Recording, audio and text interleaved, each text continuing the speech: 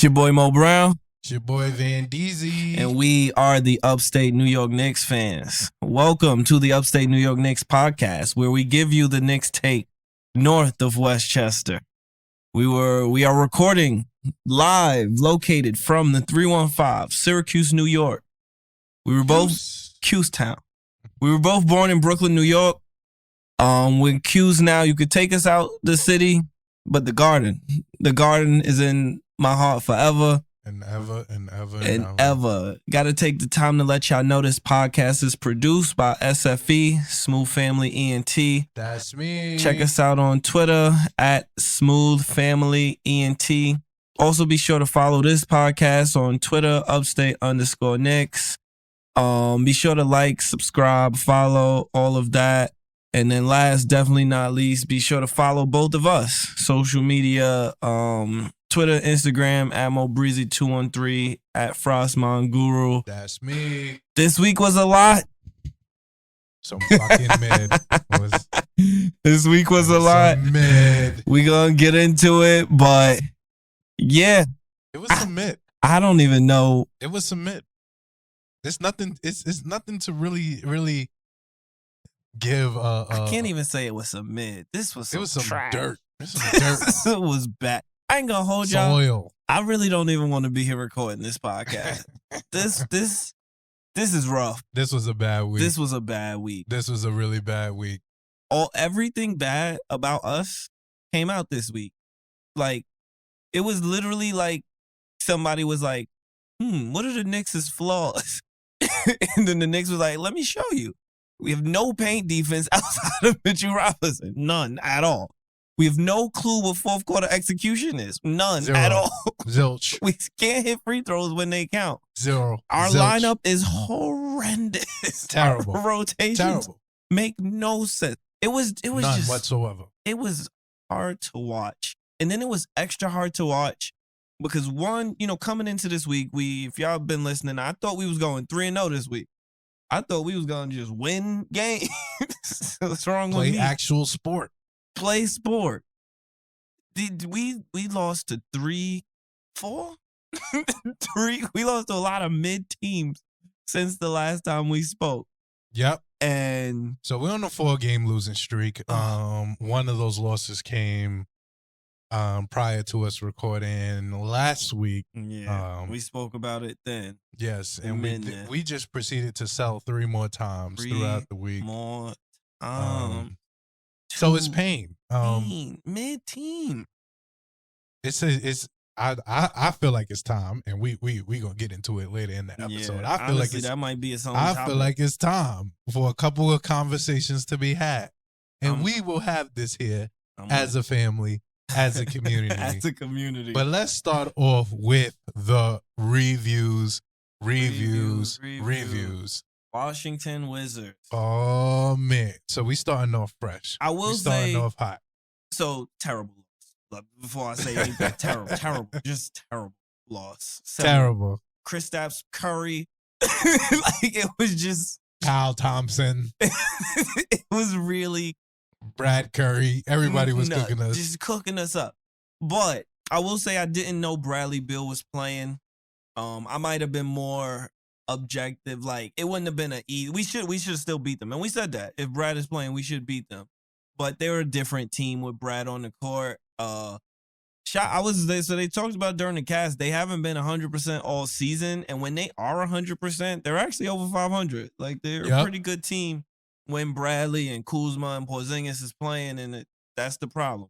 With that being said, this was nasty. This was disgusting.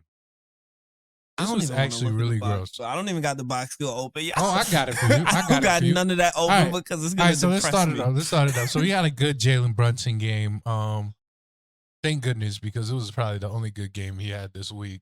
And that's tough for me to say, but him, just honesty. After the him of the week, I didn't love this week. It was a decent Jalen Brunson game. He gave us 32 points. He shot 11 for 24 from the field, so decent shooting numbers. Decent RJ game. We got 21, 7 and 2, 9 for 21 from the field, 0 for 4 from 3. 2 assists. I have RJ. Ooh, my section of the Rowan Report is going to be interesting. I'm going to let y'all know about this man. Julius Randle, 14, 15, and 4. Like the 5th or 6th straight game, Julius Randle has 15 rebounds. Mm-hmm. This is when Mitch got hurt. Yes, we lost Mitch 9 minutes into the game. He played 9 minutes, 0, 2, and 0. Yep. Quentin Grimes, 14, 2, and 1. Mitch left the game, and we immediately decided that we were going to start selling. Immediately, too. It was right away. It was immediately. Like, it was like... he didn't even sit on the bench. Like, he was still walking to the back. Yeah, it was crazy. So, this was the first appearance from Jericho Sims in about 2 weeks. And, of course, we played him 21 minutes. Of course we did. Naturally. 2, 4, and 2. He did not play well. Getting outplayed by Kristaps and Kyle and Daniel Gafford. Like, it was nasty work. We had bad Hartenstein minutes, 4 points, 4 rebounds, but we always have bad Hartenstein minutes. What else is new? Bad Obi minutes, 14 minutes, 0, 5, and 0. Yeah, this was a gross game. There's nothing to say about it. Like, Deuce played 11 minutes. It looks like Deuce is getting phased out of the rotation yet again. But nothing. I mean, I'm not saying he's playing great. He's not playing great, but there's no chance for anybody to get any type of rhythm when you're getting pulled after 4 or 5 minutes in the half. Full stop. It's not how basketball players operate. It's not. It's a big rhythm sport. It's a big part of it. Rhythm jump shots. Rhythm, like, there's a reason that's in there. Because it's not something you could just pick up and do. And we keep asking our players to do it. It's going to come up a bunch, and we probably going to talk about it specifically. But I'm of the belief, like, now I'm getting there to the point where I'm like, all right, he might have to go. He might have to go. It's just the pattern is clear. The pattern is clear. He burns, he works them too hard, and he doesn't want to use he just picks and chooses his spots, and we need more from Thomas. We need more from Thomas, and it's just impossible to run a team like this. And this was just a great example of it. We refuse to adjust to Kristaps Porzingis shooting the 3, where it's like, dog, he's shooting, he's shooting, he's pulling, and he stop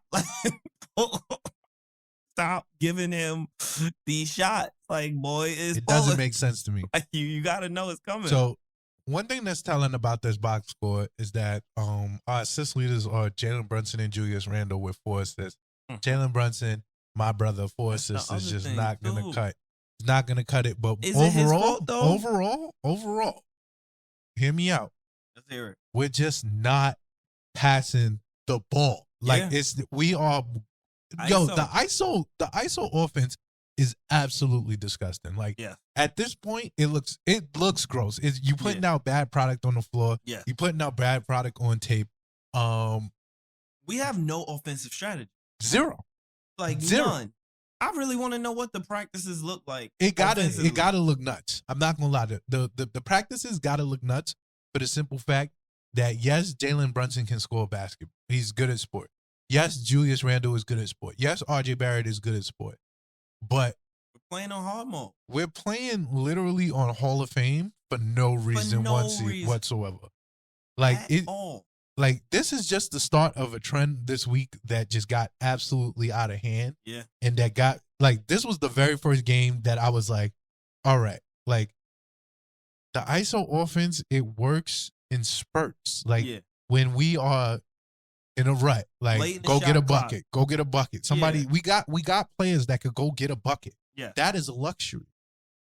We don't need everybody to try to get a bucket at all times. It makes no sense whatsoever why we have 4 players for the most part sucking up all the offense. And it's like, at this point, you have a 9-man rotation. I think everybody should at least get 3 shots.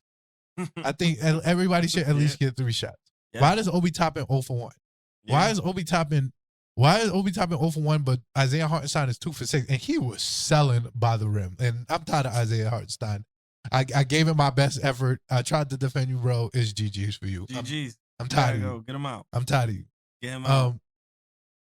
Like Emmanuel quickly, 6 for 13, 32 minutes. Like these are good minutes these are like good minutes for what we think we want. But this is the trend that we've been seeing throughout the entire run of January to December. And it's like all ISO. Yeah. Like all 13. This is how they get in their buckets. This is how they get in their buckets. Nobody's moving. Why does Emmanuel quickly have 0 assists off the bench? I was told he was a point guard. As the backup point guard. Yeah. Like we bring him in to run the offense. Like he's doing the point guard. And we literally have no offensive identity. And that has always been a problem. But now that Mitch is gone, we have no defensive identity either. And we are floundering. Like we selling. We selling. We are selling. And that is the cold hard truth. The cold hard truth is that we are absolutely selling. We have no desire to not sell. And that's the nasty part about it. This is all we want to do is sell. So I hated this game. Kristaps Porzingis came in. He trying to get back in the Knicks' good graces. This is true. He definitely wants to be back. He wants to come back to New York. Him and Donovan. We don't care. Stop telling us these stories about your regrets and trades your and regrets whatnot. And shit. Like, shut up. But yeah, like you said, Bradley Beal playing definitely changed things. Bradley Beal is the goods. He's good. Good at sport. He's good at sport. He's always injured, but when he's not injured, he's good. Kyle Kuzma is good, but Kyle Kuzma 27, 13, and 7. Like, yo, is Kyle Kuzma that good? No. That's the Julius Randle matchup. That's you get what I'm saying? Kristaps Porzingis is the Mitch matchup, but Mitch is out the game, but it's 22, 11, and 5. Like, these are numbers that are crazy. Like, Kristaps Porzingis is not putting up 5 assists. Why is he dominant people? Why is Kyle Kuzma dominant people? Why does Kristaps Porzingis, Kyle Kuzma, Monty Morris, and Bradley Beal and DeLon Wright have the same amount of assists as our best players? Yeah. Like, that is a problem. So they had 28 as a team. We had 14 disgusting. assists. Disgusting. Twice as many. And they don't really have a point guard. They run in like their offense is not silky smooth. Like they not Golden State. They're not cooking. None of that. And it's just this is not a good basketball team. This is not a good basketball team, and we sold. And we absolutely sold. And I have a problem with that. I have a serious problem with that. But I digress. We lost to them. We suck. Y'all gonna notice a pattern pretty soon as we get to the next day. Let's move on. Let's move on.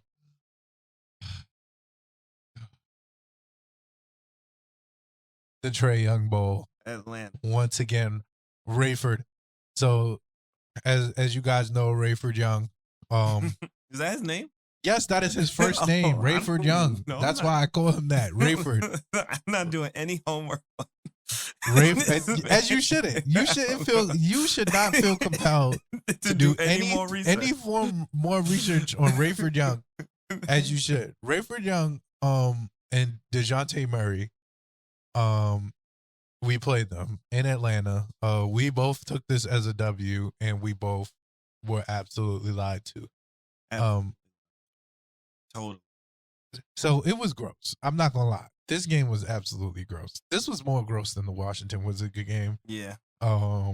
Mainly because it once again accentuated the nastiness that is Tomas Thibodeau. Yeah. All right. So we got RJ Barrett, 39 minutes, 23, 3 and 2. Mm-hmm. We got Jalen Brunson, bad Jalen Brunson game. Oh my God. Yeah. For no reason, too. And he shot 50% from the field, but he just was not aggressive enough. Like, it was crazy. His plus minus is minus 19. Like, it was nasty work. We had a great Julius game. No, I'm not even going to say that. We had a great Julius third quarter. Yeah. In which we were absolutely selling as a team. And I'm going to give Julius Randle his flowers. Yeah. He willed us in the third quarter. He made it competitive. He made for us to absolutely be prepared to sell in the fourth quarter. In the fourth. Honestly, I wish he didn't will us in the third quarter because then the pain would have subsided and then we could have just went away. So a couple things won't show up on the stat sheet, but they stood out to me and broke my heart. Quentin Grimes was the recipient of chips. Oh, man. I gotta say So this was pain for me as well. It was pain. This was pain for me to watch. So I have a theory. So Mitch wasn't playing.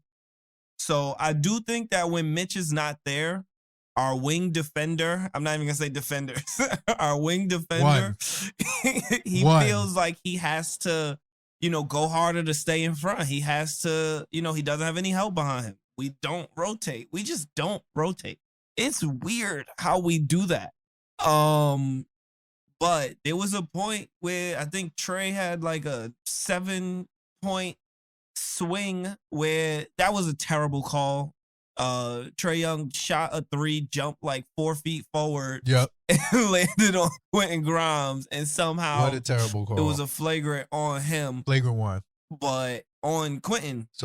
And just overall, the whole game, I just was like, dog, stop letting him go right. Just everybody knows how to stop Trae Young. This is why the Hawks are mid. This is why they, don't have a great record, because the league has figured out. He's coming around the pick. He's going right. He's looking for the floater. If the big show, he throwing the lob to Clint. If somebody helped him when he gonna pass, easy to stop. Don't let him go right. He can't do the same thing on his left because he can't do the floater with his left. He's like, it's obvious. Anybody, like the league know. This is how Miami just put him in a whole blender because they just didn't let him go right. We didn't do that. We missed that. So I'm gonna preface this, all right? So I saw multiple things in this game that I did not like. So first and foremost, yes, Quentin Grimes got chips all week. It was very, very sad to watch. Me personally, as a very big Quentin Grimes fan, I might even put on the table I am easily a top 10 Quentin Grimes fan, and to see him mercilessly that's how nasty it was. Mercilessly get chips from every point guard, shooting guard, and small forward that is decent in sport. This week was tough to watch. But my main concern this week, this game specifically, was that DeJounte Murray, for the second time in a row, gave us absolute chips. And that was disgusting to watch. I have problems with that for many reasons. My main reason is that while Quentin Grimes was getting chips from Trae Young, Trae Young shot 9 for 21. He really was not cooking until the end. He really started cooking when Quentin Grimes caught his 4th foul, and then it was GG's, and we had to put Deuce McBride on him, and it was quiet for that. What happened really was that DeJounte Murray hit every single shot he took, it seemed like. And he was 14 for 25, but I felt like I was watching a stretch in the second and the third quarter where DeJounte Murray was hitting Emmanuel Quickly and Deuce McBride and Jalen Brunson with the same move over and over and over again, and was getting into the high post, in the middle of the high post, low post area. And pulling. I know exactly what it was disgusting. It got me. It was getting me. It was annoying too because he does it with his head down. Yes, he's not. He's literally putting his head down to do the same move. Yeah. And my problem with that specifically is that yes, Trae Young is the offensive threat on the team, but DeJounte Murray was cooking. Yeah, he was cooking. He really, and my bad, he really wasn't cooking Emmanuel Quickly like that. He really was cooking Rowan. And because I just remembered how he kept hitting Rowan with the same move. And I was like, Jesus Christ, Rowan. Stop. Stop letting this happen. So fight back.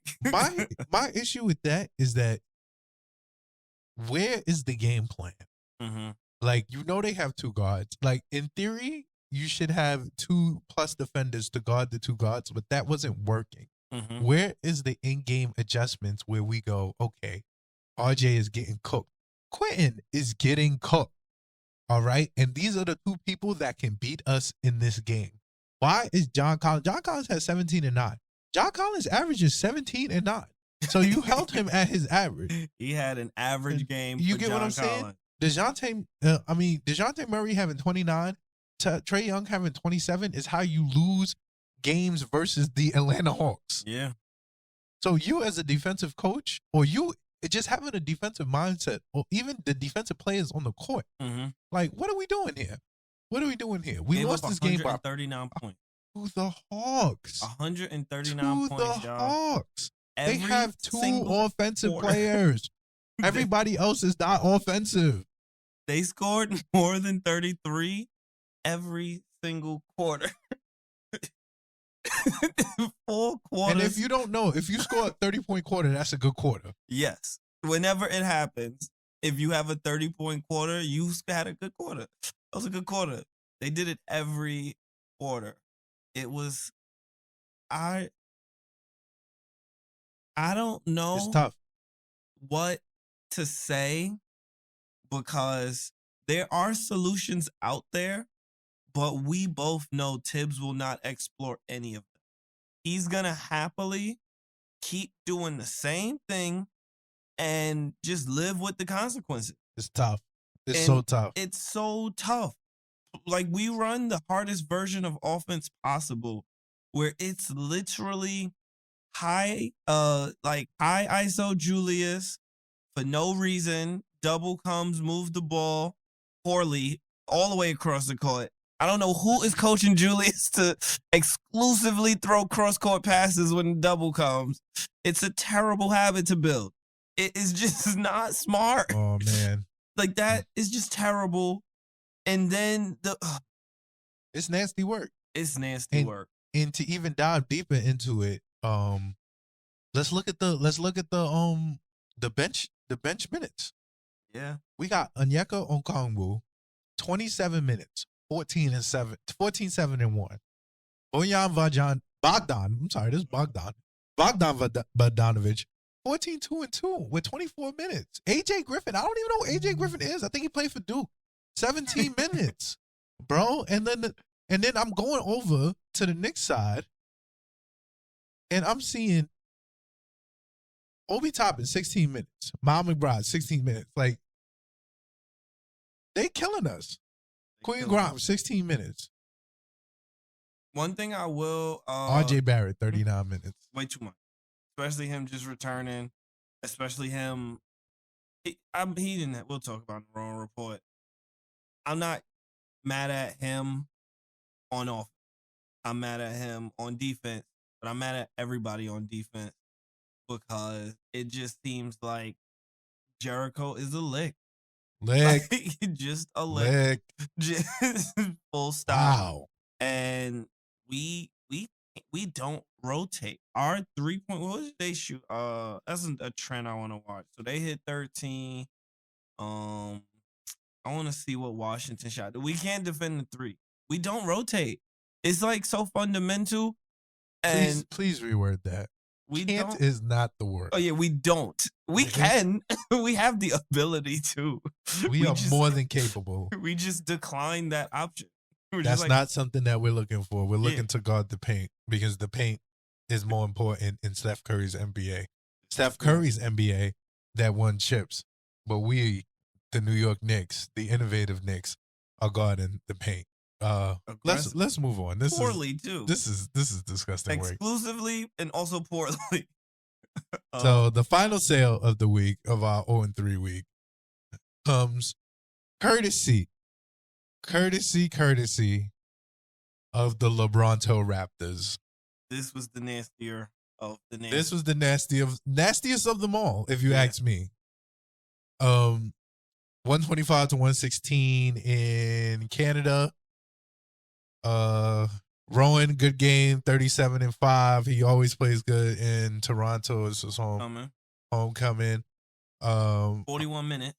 Must be noted. 41 minutes. Jalen Brunson, 21-1-5. Extremely disappointed in this game from Jalen Brunson. He let Fran VanVleet lick him up.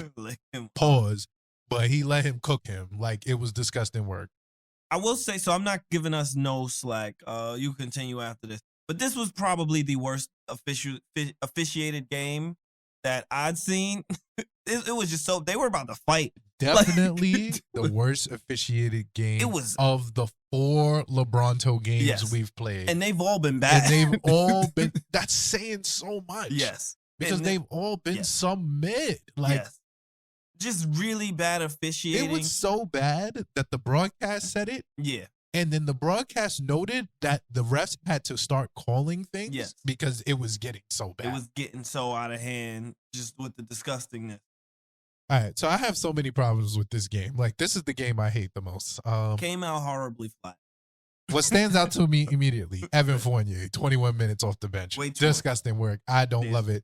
Oh yeah, Quickly didn't play. Quickly didn't play. He's day-to-day as of right now. Sore left knee. You better come back. Put some holy water on that knee quick. That ass. We do not need none of this. We do not need 21 Evan Fournier minutes. Isaiah Hartenstein 15 minutes. Too many minutes. I'm sorry. And I say that specifically because of 11 Obadiah Toppin minutes. Let's not get it twisted. Obadiah Toppin, second quarter of this game, God tier. That brother was pulling. He was kept pulling. Us in the game. He kept us in the game because we was selling after the first Aggressively, quarter. too. So he had 11 in the first half. Yeah. He had 15. He had 14 to finish the game. He only played 11 minutes. That is a war crime. 8 in the first half, 3 in the second half. That is a war crime by one Tomas Thibodeau, war criminal wanted for crimes against humanity. While RJ Barrett has 41 minutes. Jalen Brunson 38 minutes. Bad Jalen Brunson game, as I said. Julius Randle 37 minutes. So the stats will tell you that Julius Randle had a good game, and I'm saying this for my guy Beggs because Beggs told me that I said shout out Beggs first and foremost. That's my guy. But I'm gonna tell you why Julius Randle had a terrible game. Now Beggs missed the first half of the game, so he didn't see how mid Julius was midding up the first half to finish with a respectable 23-19, and is that 8 assists? Yeah. So this will tell you that this is a monster Julius game. I'm here to tell you otherwise. It was not. That was not the case. I'm here to tell you otherwise. So to be clear, okay, every single loss during this losing streak has accentuated, and this is what I want to talk about next, has accentuated my greatest fears about this Knicks team. Okay. And this game specifically accentuated my greatest fears about Julius Randle. Everything I dislike about Julius Randle was shown during this game. So mainly, Julius Randle invites the double team like it is his best friend at his wedding. Yeah. It is literally the most infuriating part of his game, and I can get over the nut shots. Mm-hmm. I can get over him deciding to go up on 4 people when there are people open. We don't like it. I don't love that at all. But the most infuriating part of Julius Randle's game is when he dribbles into the double team or invites the double team to him. Now, I saw something interesting today. Yes, today. Someone on Twitter says that Julius Randle actually is so much of a nut that his assists are Westbrookian. Ooh. So Westbrookian means, in this case, that he is hunting the assist to the point that he will not pass the ball unless it's for an assist or for an assist attempt. This is why he always does that cross court. I have never really thought about this. I have never really thought about this until today. And I was like, nah, this is some nut shit. Yeah. Like, so that only infuriates me a little bit more about Julius Randle, but this was exasperated in this moment. So there was a moment in this game where Julius Randle and Evan Fournier got into it because it looked like, Julius Randle dribbled right into the double team. Evan Fournier, it was out there. Evan Fournier or Obi Toppin. Nah, Evan was a part of that. Was Evan open in the corner 3? And Julius was basically holding it, like he was holding the ball. Oh yeah. And he's like, "Yo, give me the ball!" Like, and I mean, at this point, like, I'm not giving the ball to Evan Fournier. Me personally, I'm not. But I'm not playing professional basketball. There's a reason. Like I don't get paid to make those decisions. Yes. Now, that is something that is scary to me, mainly because we got 8 assists. That caused me to watch the Knicks in 60, right? And I don't usually watch Knicks in 60. And I had to see, like, yo, do Julius really be hunting for assists? Like, is it really like him? Like, Yes. Is it? Yes. And what I figured out is that it is on a nasty level. Yes. Like, this is consistent. So I've been saying this about Julius for a minute, and he kind of took it out, but now he's he's reverting back to his old ways. But so when the double comes, me personally, so I don't play basketball. I've only played on the whistle and like, fun situation. I didn't play in high school, didn't play in college. I was a football player, blah, blah, blah. But as somebody who watches the game and somebody who has seen it played on all levels, when the double team comes, I want you to make the first pass. Just get the ball out of your hands because you are being doubled. Get it to someone who's not being doubled. And then that person has to find the open person. Make them rotate. Make them play. Get them off balance. While they're rotating, maybe who you just passed it to, they could, make something happen. Julius, when he is doubled, he exclusively throws it to who he thinks is the open person. Exclusively. Never anyone else. And good teams know that. And they just sit on it like a good defensive back. And it is so annoying because it is so easily avoided. Yes. There's several situations where Evan Fournier will be standing right next to him. Jalen Brunson standing right next to him, calling for the ball. Literally right here, like, yo, I'm here, not being doubled. You got me. My man is doubling you. Help is here. Throw the ball to me. Just give it to me. And then I will figure out who needs to get it. And instead of doing that, Julius will like pivot and then try and turn into the defense and like do all this extra stuff because he can only pass it to whoever's the open person. And it's just a terrible habit that he's built.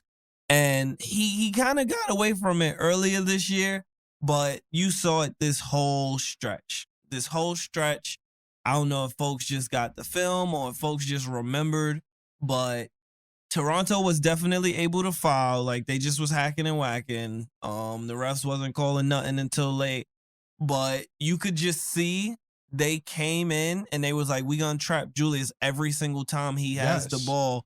And great success. Because he just cooked Pascal. Great success. Yeah. Great success trapping him. And I ain't gonna hold you. It was tough to watch. It was tough to watch. This whole game was tough to watch. Gave up 125 points again. Like, we're back to being a terrible defensive team. And I don't think there's any end in sight. Our offense is also pitiful. It's just all ISO. How many assists we had this game? What? Oh, maybe I'm bugging. We had 30 assists this game. It did not feel that way. I don't feel like we moved the ball well enough. It just feels like ISO. It just feels like give it to Julius, let him cook. Give it to Jalen, let him cook. And it's like, we got to play basketball. Give me some off-ball screens. Give me some backdoor cuts. Give me basketball. And we don't want to do that. And it hurts to watch. I hate it here. Yeah, and I feel like pain. Yes, pain. I just feel like it takes so many other players out of rhythm. Like, it's hard for me to watch Quentin Grimes go 2 for 8. Like, and I know he could shoot the basketball, and I know he's a good shooter. But I know that those 8 shots, like, that doesn't tell the whole story. He's 2 for 8, but where are those shots coming from? Like, is he getting his shots in rhythm? Are they feeding him? Are they trying to get him? Like, is he going 0 for 3 within a minute because they giving him good open looks and then he just don't got it tonight? Or is he going 0 for 1 and then he's not touching the ball for another 4 minutes and he's going 0 for 2? Like those are the type of things that tell the deeper portion of the game. Look, you got RJ 18 shots, Jalen 15 shots, 14 shots. Like, is Evan Fournier 9 shots? Like the shot distribution is not telling the whole story, and it has a lot to do with the freaking maniac and his rotation. But more so than that, like, we have to figure out a way we have to figure out a way to Be better at not sport. even that, but not even that, but recognize what it takes to beat us. Mm-hmm. Like somebody is like you can't tell me that we not like the scouting report on us is not clear. Like it's so clear. It's so clear to me. Like it's like, all right, they have two good isolation basketball scorers. If we get them to shoot more than they can pass, we're probably gonna beat them because all we got to do is double. And if they double and then they pass to the open man and he's not ready and he ain't touched the ball in 5 minutes, then he's going to take a 4 shot or he's going to take a shot that's not in rhythm. Yeah. Like you count on like it, you got to know your personnel. Like it gets nasty. It's painful. It is painful. It is painful. One thing I didn't point out throughout, but it was a pattern. We can't hit free throws no more. I don't know what happened. It's GG's for the free throws. I'm not gonna lie. Once we start missing free throws, I know we lost. Yeah. I called it in the chat. I was like, it's an L about second quarter. I called it about second quarter. Yeah, we missed about four. We missed about 4 free throws, and I was like, yeah, it's over. It's over. We aren't good enough to win games where we shoot 18 for 26 from the free throw. We just aren't. We can't do that. Like we're just not that team yet. Also, the story of this game was the beginning of the fourth quarter. We were actually up 1 going into the fourth quarter or down 1. One of those. We had just made a run. Jalen was hemming up the place finally because he was bumming it the first half. And we went up the first quarter, and then we had the line. We had a Hartenstein lineup with Deuce. And it was bad vibes. And we got to a 10-0 lead, 10-0 run, 11-2 run, I remember. Mm-hmm. Almost immediately. It was like 2 minutes. And then we never looked back from that. RJ said he wanted the Scotty Barnes matchup. He played well. Won that matchup. Scotty Barnes feel like he won that matchup. Does he? That's what Scotty Barnes said. I'm just saying. Scotty Barnes, 19-7-6. 2 blocks, 1 steal, plus minus of 11. I don't think he won that match, but I have a bias, so I will admit. That's a fact. Well, I think RJ won that matchup. RJ was cooking him. Like, yeah, RJ was giving him chips. Especially, but except when RJ decided to sell at the end, but he's a salesman. The team of sales. We not even New York Knicks. We Dunder Mifflin. Dunder Mifflin Paper Company. Dunder Mifflin. Sales department. Yes. So yeah, that's the reviews. I'm sad about that. This was a rough week, y'all. It was such a bad week. I want to segue into our new segment. Let's hear it. Tibbs maniacal rotations. Nasty. Number 2. All right. This is our second time we are addressing. This is not the second time. I'm saying officially of the maniacal rotations. The maniacs maniacal rotations. I'm here to put on the table that Thomas Thibodeau's seat is officially it's hot as hell. This is the hottest it's ever been. This is we've gone from moderately hot to hot for me. It's hot. Like it's I have not so many warm. qualms. I have so many qualms, y'all. Let's hear them out. Oh, what are the man. qualms? All right, so I was told so many things. I was told that I was overreacting, that Tom Thibodeau, you can't fire him. I always say, y'all told me we couldn't fire him after he won Coach of the Year. Mm-hmm. And I vehemently disagree, but I understood. It looks kind of nuts. I've said this before. I called for his job after the Dallas loss. Was the first time I officially called for his job. He proceeded to win 8 straight.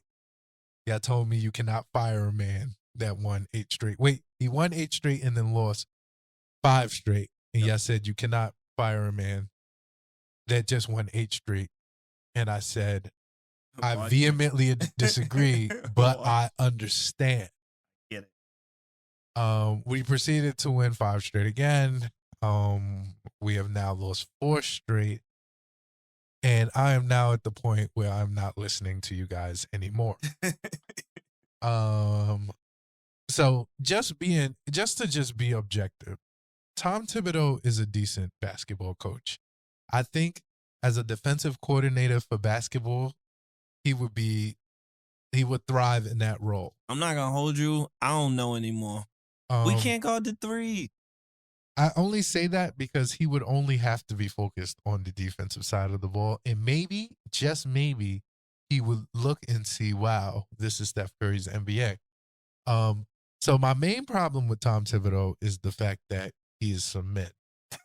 That is a big problem. And I think that the Tom Thibodeau apologists and the Tom Thibodeau defenders refuse to recognize that he is some fucking men. Fucking men. So it's tough to. I understand that it's tough, right? I understand, but just look at the science. Mm-hmm.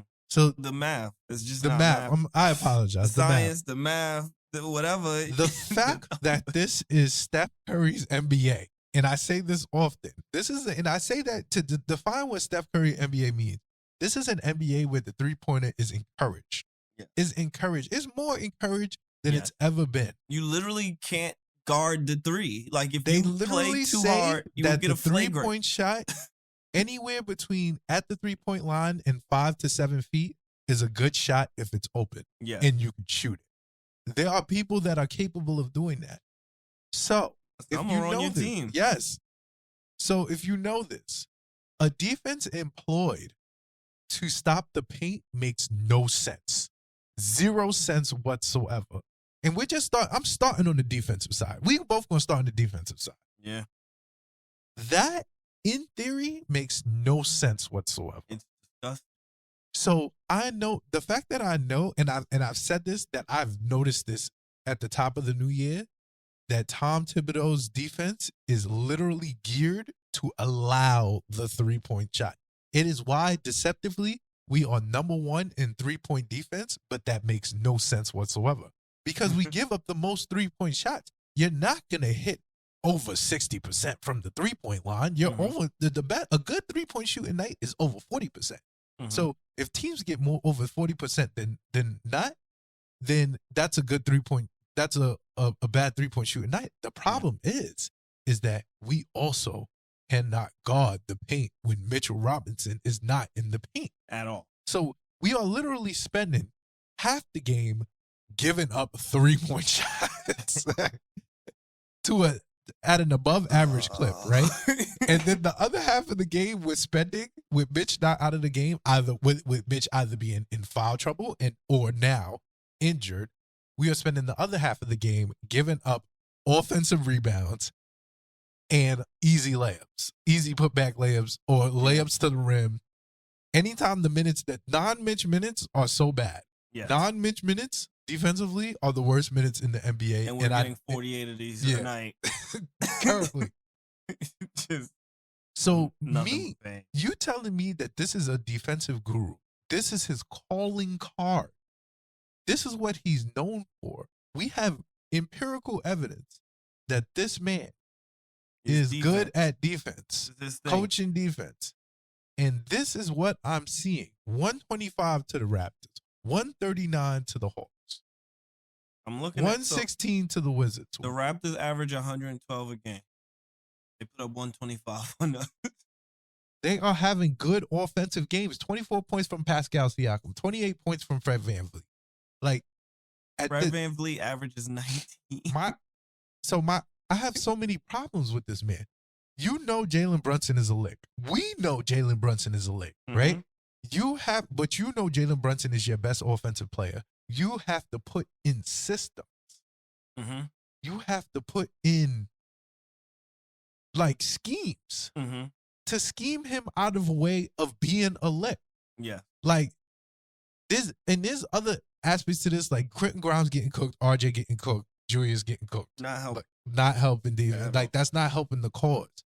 But at the same time, this is your team. Yeah. You have to put your players in the best place to succeed. And every single time on the court, they're letting people go past them. Like they're looking lost out there. So what are you really doing? I want to say Toronto started the game. I want to say of their first 6 shots, 5 were 3-pointers. They all hit. Toronto is not a 3-point shooting team. Gary Trent Jr. They were just pulling. Pascal Siakam hit 2. Pulling. Not a shooter. They was just pulling, and it's because we were just giving them wide open 3. Like, I don't care. Professional sports. You are a professional sportser. You get paid money to shoot a basketball. For a living. For a living. You cannot just let professional sportsers shoot wide open shots. You can't even really do that in like the Y. Like, you should at least like be the close. Old man at the Y. If you leave him open, he's giving you 30. He's giving you 30. 30. He's gonna stand in the corner. He's going to catch the ball. He's gonna shoot the ball. And that's what the Toronto Raptors did. Like, it wasn't them hitting hard shots. It wasn't no Steph Curry. There was like 3 plays in a row. I don't know why we do this. It was Julius Randle playing drop coverage on Fred VanVleet. Pascal Siakam sets a pick, comes around, clear, wide open 3 for Fred VanVleet in rhythm. And I'm like, what? What is going on? What is going on? Like, what is really up? Our defense, it makes no sense. It's frustrating to me, y'all. I'm really frustrated. We going under screens. We going under Why screens are we going in Steph Curry. under Curry's screens NBA. in Steph Curry's NBA? 2, why are we playing drop coverage? Why are you playing drop coverage at all? Why is that in the book? Why is that in the playbook? There's never a situation where in drop 2023 makes any sense. In 2023, it's not smart. It just doesn't make any sense. I don't know what point guard that is Fred VanVleet's size that you think is about to come off the screen and Ja Morant boom do it. You like, no, he's looking to shoot. He's looking to shoot or to pass, and you are just giving him clear open looks. It's really frustrating. I do want to talk about the pain on the defense, but I want to take a minute to talk about the pain on the offense. Oh, man. Because it's layered to me. So, it's disgusting. We run exclusively isolation. We do. Exclusively. Exclusively. Very few backdoor cuts. That is Every the so offense. often they Give run the that ball. they run the alley for Sims. Like, that's in the playbook for some reason, where like they'll set those screens. Sims like the only person I ever seen us draw up a play for. But we run that alley. Everything else is just ISO. So what I don't like about the ISO, and the Atlanta game showed it to me. So good teams, and I remember being so annoyed by it, but now I see good teams hunt they ISOs.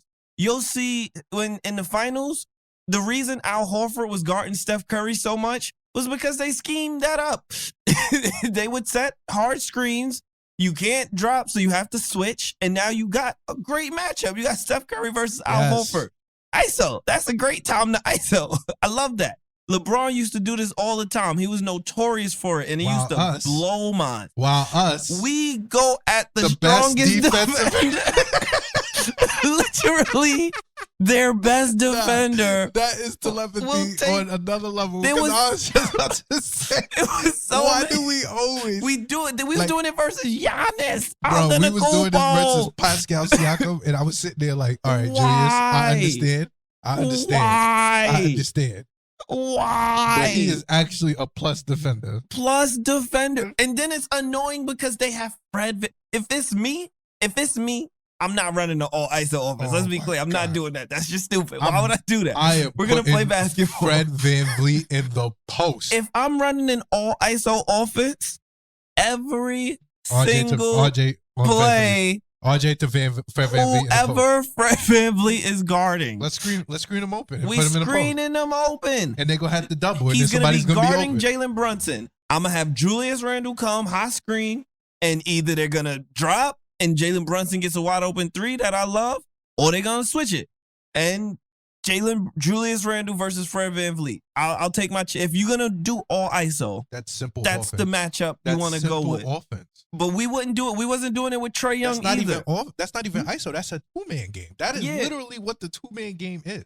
But it's like, why like, if you're going to run ISO, why are you going at Pascal Siakam? Why? It don't make sense. Why? It don't make sense. Just don't do that. Don't do that. Why are you going at Clint Capella? Why? Why are you going at Don't DeJounte run Murray? ISO. Why are you going Don't run ISO. Stop running ISO. I want to be clear, Tim. Stop running all ISO offense. I just feel like ISO like the ISO is just it's a luxury. 6 seconds left in the shot clock. 6 seconds left in the shot clock. And I need a bucket. I need a bucket. Yeah, go get it. That's It's in that situation, I'm like, all right, let's ISO. But actually run some offense. The offense looks like absolutely nothing. Absolute trash. And it's frustrating because we have really versatile folks. Like Obi Toppin can move without the ball very well. And Quentin Grimes, him in the corner. Quentin Grimes, very well. Like we have people that they have skill sets. Like Quentin Grimes could put the ball on the floor. Like you could really do some stuff with him. And we just like, nah, dog. Stand in the corner, wait for Julius to kick it to you after he's been doubled. Hope the pass gets there because it's going to be cross court for no particular reason at all. And it is frustrating to me. And this is why it was such painful, because the strategy is stupid. All ISO offense is dumb. I don't think it's smart. But if you're going to do a stupid strategy, do it good. Yes, don't do it bad. Don't do it double dumb. stupid.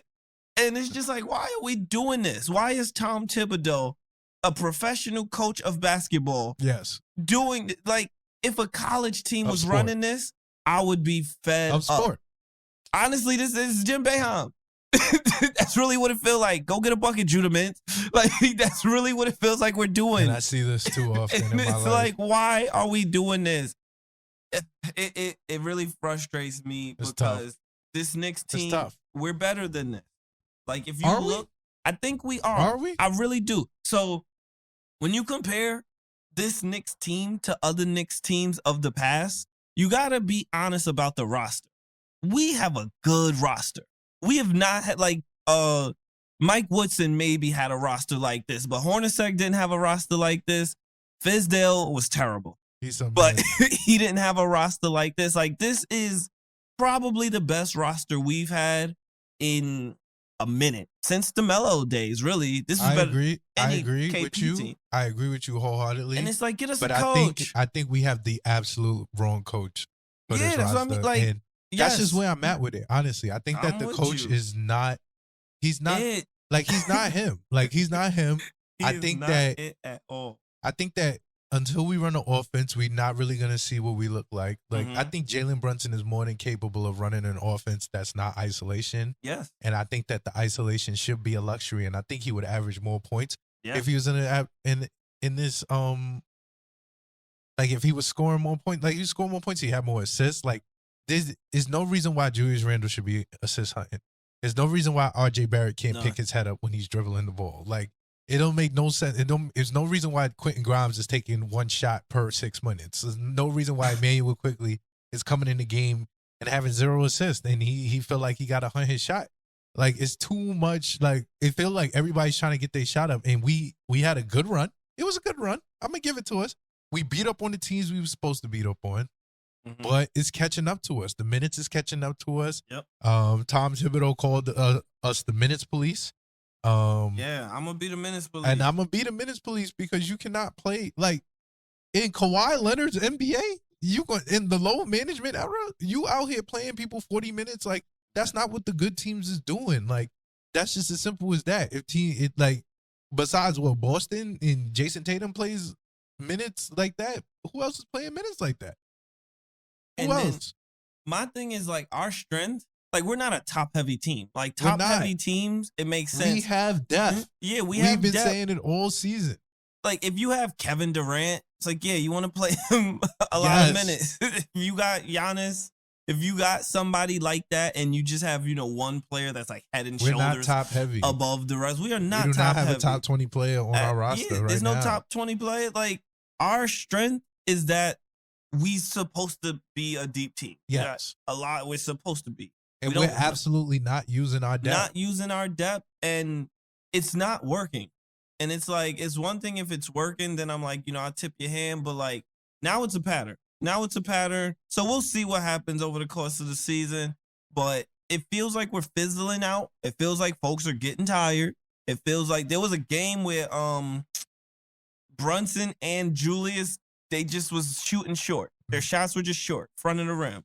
If you've been around this sport for more than a week, that's what happens when tired legs shoot short. And I don't even understand the thought process behind what the it. fuck is going on? I really don't understand the thought process behind it. Like, you sit here and you look at other teams, they using their depth, they developing their players. Yeah. We are literally, and this is on the front office as well. Like, we are literally diminishing the value of our players by overextending our starters and overextending what we deem as our core. For no reason. Like, that's just not that. I just don't think that's smart business. Like, if we looking at it on a surface level, you literally depreciating your assets. You just depreciating your assets. Obi Toppin playing 11 minutes, he scored 14 points. He's not going to do that next game. I know that for sure. He's probably going to score 2 points. Mm-hmm. And that's because he's not in a rhythm. He's not in no rhythm. You took him out of the game when he got into a rhythm. He's more than capable of playing 20 minutes a night. Like, it's not hard. Julius Randle does not have to play 41 minutes a night, 37 minutes a night. He doesn't even have to play 35 minutes a night. We're in January. If you think you're a good team, and you're going to need these guys for the playoffs. Yep. So why you're going to need your bench for the playoffs? At least your top 8 players. So you need to at least establish who your next three players is. If you think you're going to win the playoffs playing 5 players and Emmanuel Quickly 43 minutes a night, that's just not smart coaching. Nobody's doing it that way. The winners are not doing it that way. Like, it don't make no sense to me. If the Memphis Grizzlies could play Zaire Williams 25, 30 minutes a night, and he's the 8th, 9th man off the bench, we can't play Obi Toppin. We got to play Obi Toppin in 11 minutes, and Jericho Sims gets 33 minutes? 33 minutes? After not playing for a week. More than a week. More than just... And you expecting consistent production over 33 minutes, and you not preparing your players for that. At all. And we the minutes police, bro? Come on now. That's tough. That's very tough. It's frustrating because I feel like we're wasting these players. And I like Tibbs. He did establish a culture. Like, I want to really just, like, bench him. Like, I wish you could bench the coach because I want... Like, I get it. You know, before he got here, we was super duper mid. You know, some folks want to say it's him. I think the roster got a lot better. He just happened to be the coach when that happened. But whatever. He's some mid. Like, he is some mid. I'm not going to lie. He's just some mid. Like, it's the same thing. The crazy thing is that the same thing happened at each stop. Yeah. He started off great initially. And his methods got tired out. Yep. And then he fizzled out. This happened at Chicago. The same thing happened in Minnesota. His methods got fizzled out. They made the playoffs. His methods got fizzled out, and then it was GG's. And now it looks like the same thing here. Every time he changed the spot, he looked like he's like, yo, I changed my ways. And then he get back to the same tip shit. Like, this is some tip shit. We've seen this before. We've seen this twice. He's literally going to burn out the players by March. Nobody's going to be able to play a good game, or they're going to be few and far in between, and then we're going to be tight, and we're going to be over here angry, and then Leon Rose is not going to have a press. And we just gonna have to wonder why Cam Reddish can't play.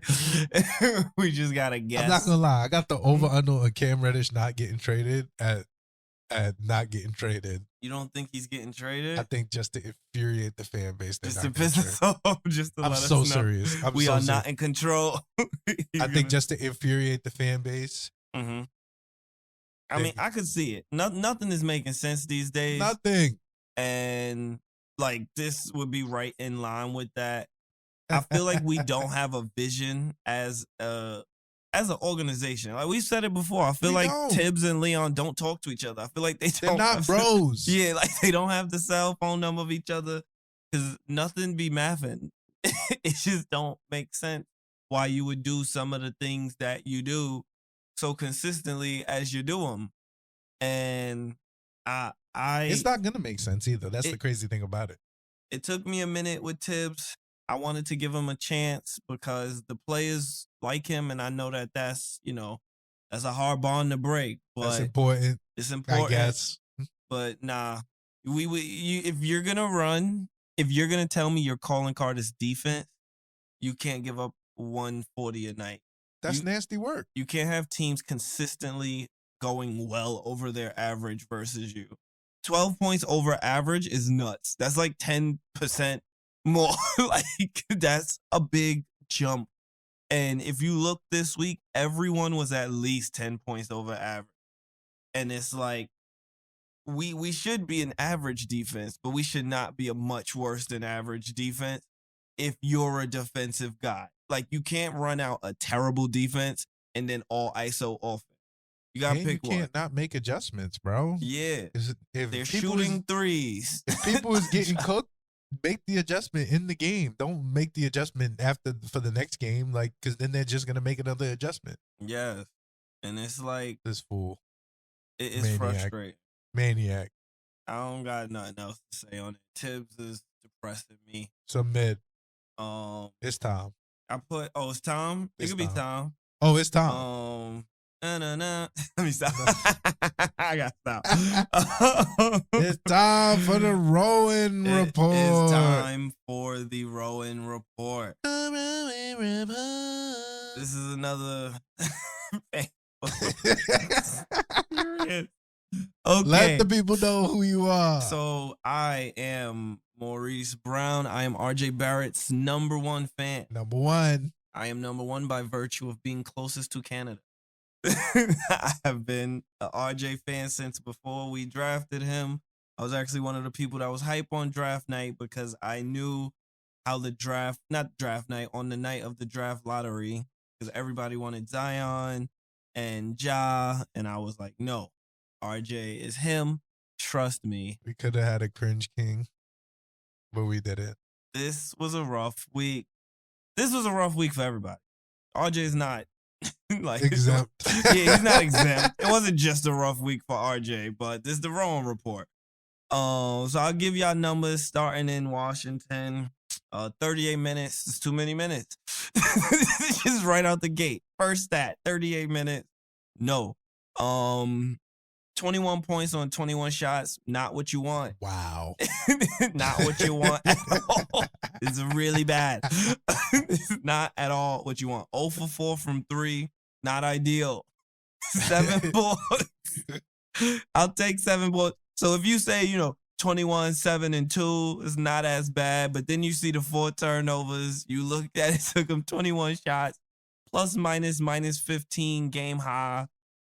If the team loses by 11 and you got a minus 15, I mean, we were actually worse with you on the court, which was the case.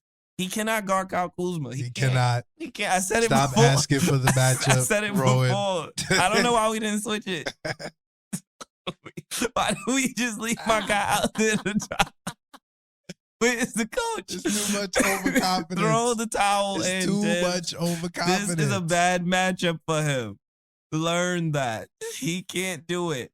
Adjust. Please. I was so upset when I saw it again because we had talked about it. We did. We said Kyle Kuzma is good. I don't know if he's good, but I know RJ can't guard him. I know that much, annoyingly. But I'm gonna move on. I'm gonna move quick because these games follow a similar pattern. There was a good game in here. This wasn't RJ's worst week. Like, he had weeks where he was like over 23 from threes. It's better than those. But on the defensive end of the floor, he's just been a lick. Now I'm at the Atlanta game where Kyle Kuzma and Jonte Murray decided to switch. Who's gonna cook my boy tonight? I'll go in the box. Took turns cooking my guy week. 39 minutes, again too much. Team high minus 20, again too much. Better shooting night. 3 for 5 from 3. 23 points on 16 shots. 2 for 2 from the free throw line. I'll take that. But the minus 20 is simply he couldn't stop Jonte Murray and he couldn't stop John Collins. That was just bad matchup for him on the switch. The Hunter kid too. Tough. Also I don't know, because sometimes RJ's a good defender. Like he's supposed to be like the prototype for RJ is Jaylen Brown, Jimmy Butler, and there's times where you see it, and then there's times like this. Okay, this is what you get.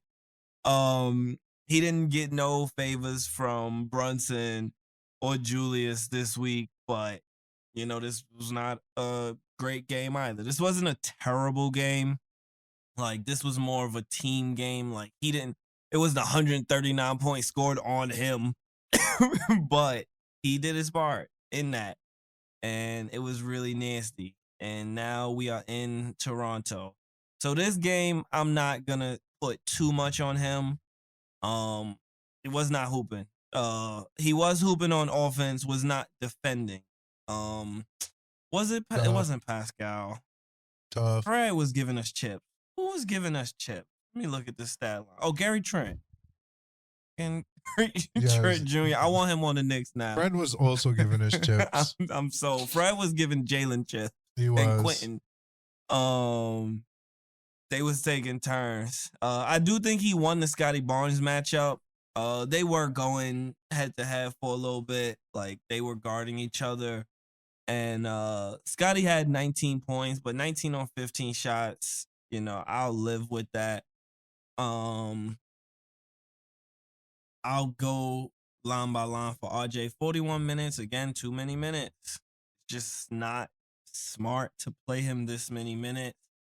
I get what Tibbs does. He sits him for a little bit in the first, and then you could bring him in with the second, because our second unit is really just Emmanuel Quickly. No one else is even really allowed to shoot. It's just Quickly. They don't let McBride shoot. Hart is allowed to take that little floater, but that's just a brick now. It's terrible. Not in rhythm. Not in rhythm. But 37-5. This game actually wasn't bad. It wasn't terrible. It wasn't good. It was some mid. But yeah, it was some mid. It was 30. He was getting to the rack. He took 9 free throws, missed 3 of them. Not what you want to see.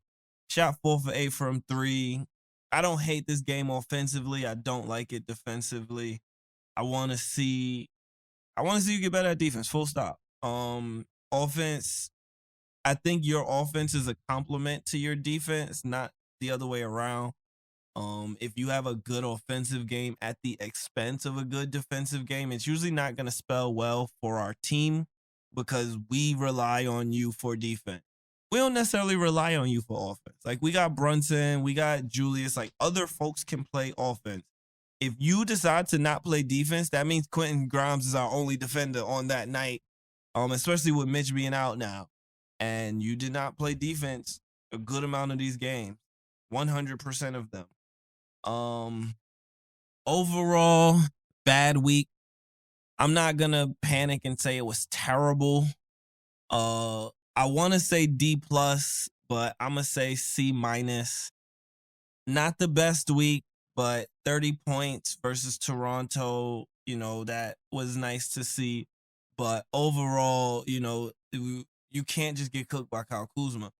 you can't just let Jonte Murray cook you with one move. You can't. You got to know the move is coming. You have to. He's putting his head down, going towards the middle of the paint from right to left. He's going right up. Right up. The second he looks like he's about to do a jump stop, he's going to do it, and he's going up. Don't let him do that. Put your hands up. Jump with him. Take the ball when he puts it down. Like, figure it out. And you did not, and it cost us. So, yeah, I'm going C-. What you got, bro? All right. So, I'm going to be critical of Rowan this week. I did not love this Rowan week. Yes, Toronto, he had 30 points. Good offensive game. Outplayed Scotty Barnes. That's not a big accomplishment to me, because Scotty Barnes is not him. Doesn't say a lot to me. He can't shoot, so whatever. So, I don't think RJ had a bad statistical week. I just thought that this week showed a lot about RJ's basketball IQ and lack thereof sometimes. So there was so many instances where I felt as though, and I've said this on multiple occasions, Rowan is the X factor. I believe this truly. I believe when he has good games, we win more often than we lose. And when he has bad games, we lose more often than we win. Mainly because when he has bad games, he will not stop shooting. True. Honestly, Honestly, when he has good games, he will not stop shooting. Stop shooting. This is his thing. So I say that to say there was a lot of instances where I saw flashes, Rowan picking his head up. A couple times on Sunday, he found Obi in the corner. Had like 4 assists. I was proud of him. But at the end, it's like it all goes out the window. And I want to blame a great deal of it on coaching. But I have to some deal. Maybe not a great deal, but definitely at least a some deal. Yeah, at least some deal. At least a decent amount. Yeah, at least on coaching, but I have to give some of it to Rowan's lack to process, like his lack of ability to process what's going on in front of him.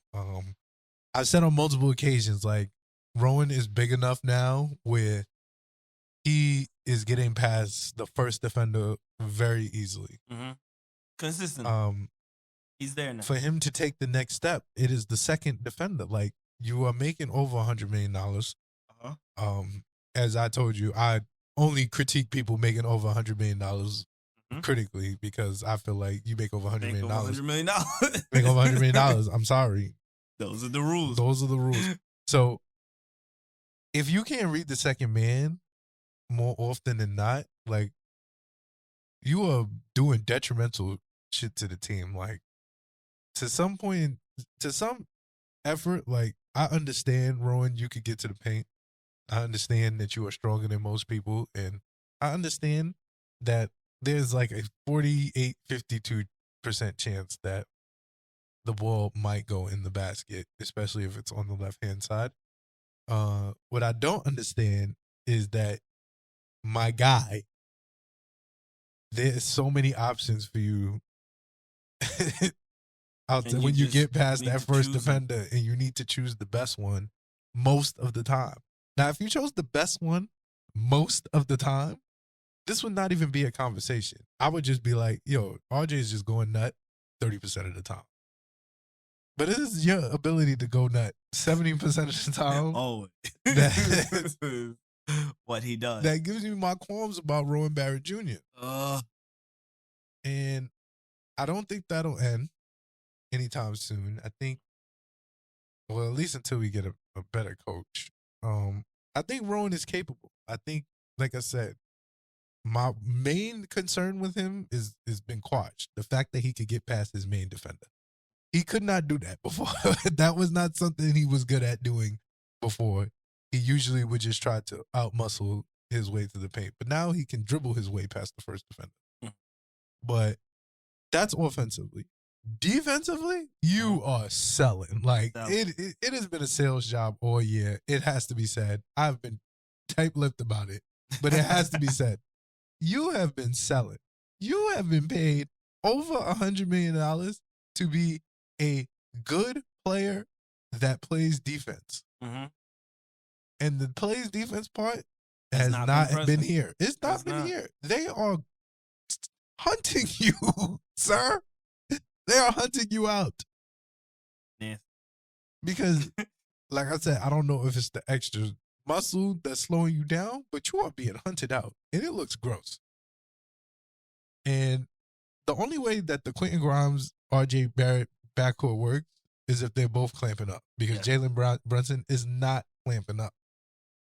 You have to be able to put Jalen Brunson on the worst of the three.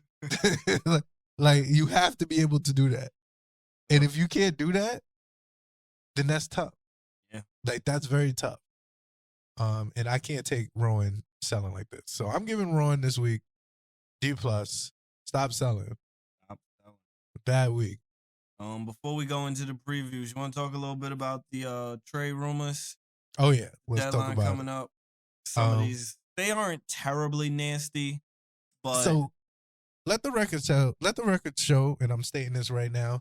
We sold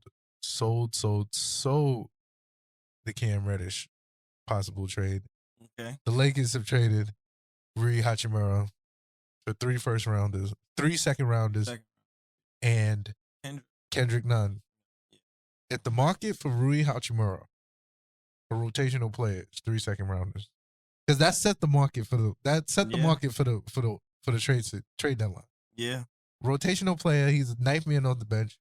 He got 3 second rounders, former first round pick, and a rotational player. Yeah. What is Cam Reddish getting? Not as much. Not as much. I think we would be lucky if we get 1 second rounder for Cam. And that's me being honest with you. Then you right. If that's the market for him, then you're right in that we're not going to trade him. Yeah, we're not going to trade. We're stubborn. I cannot trade. Yeah. I cannot trade Cam Reddish for a second rounder. They will happily let him walk. Yeah, for a second rounder. Trade him for a second rounder. I want to talk about two that came up. So one was that we showed interest in Grayson Allen. We'll get into it. We'll talk about it.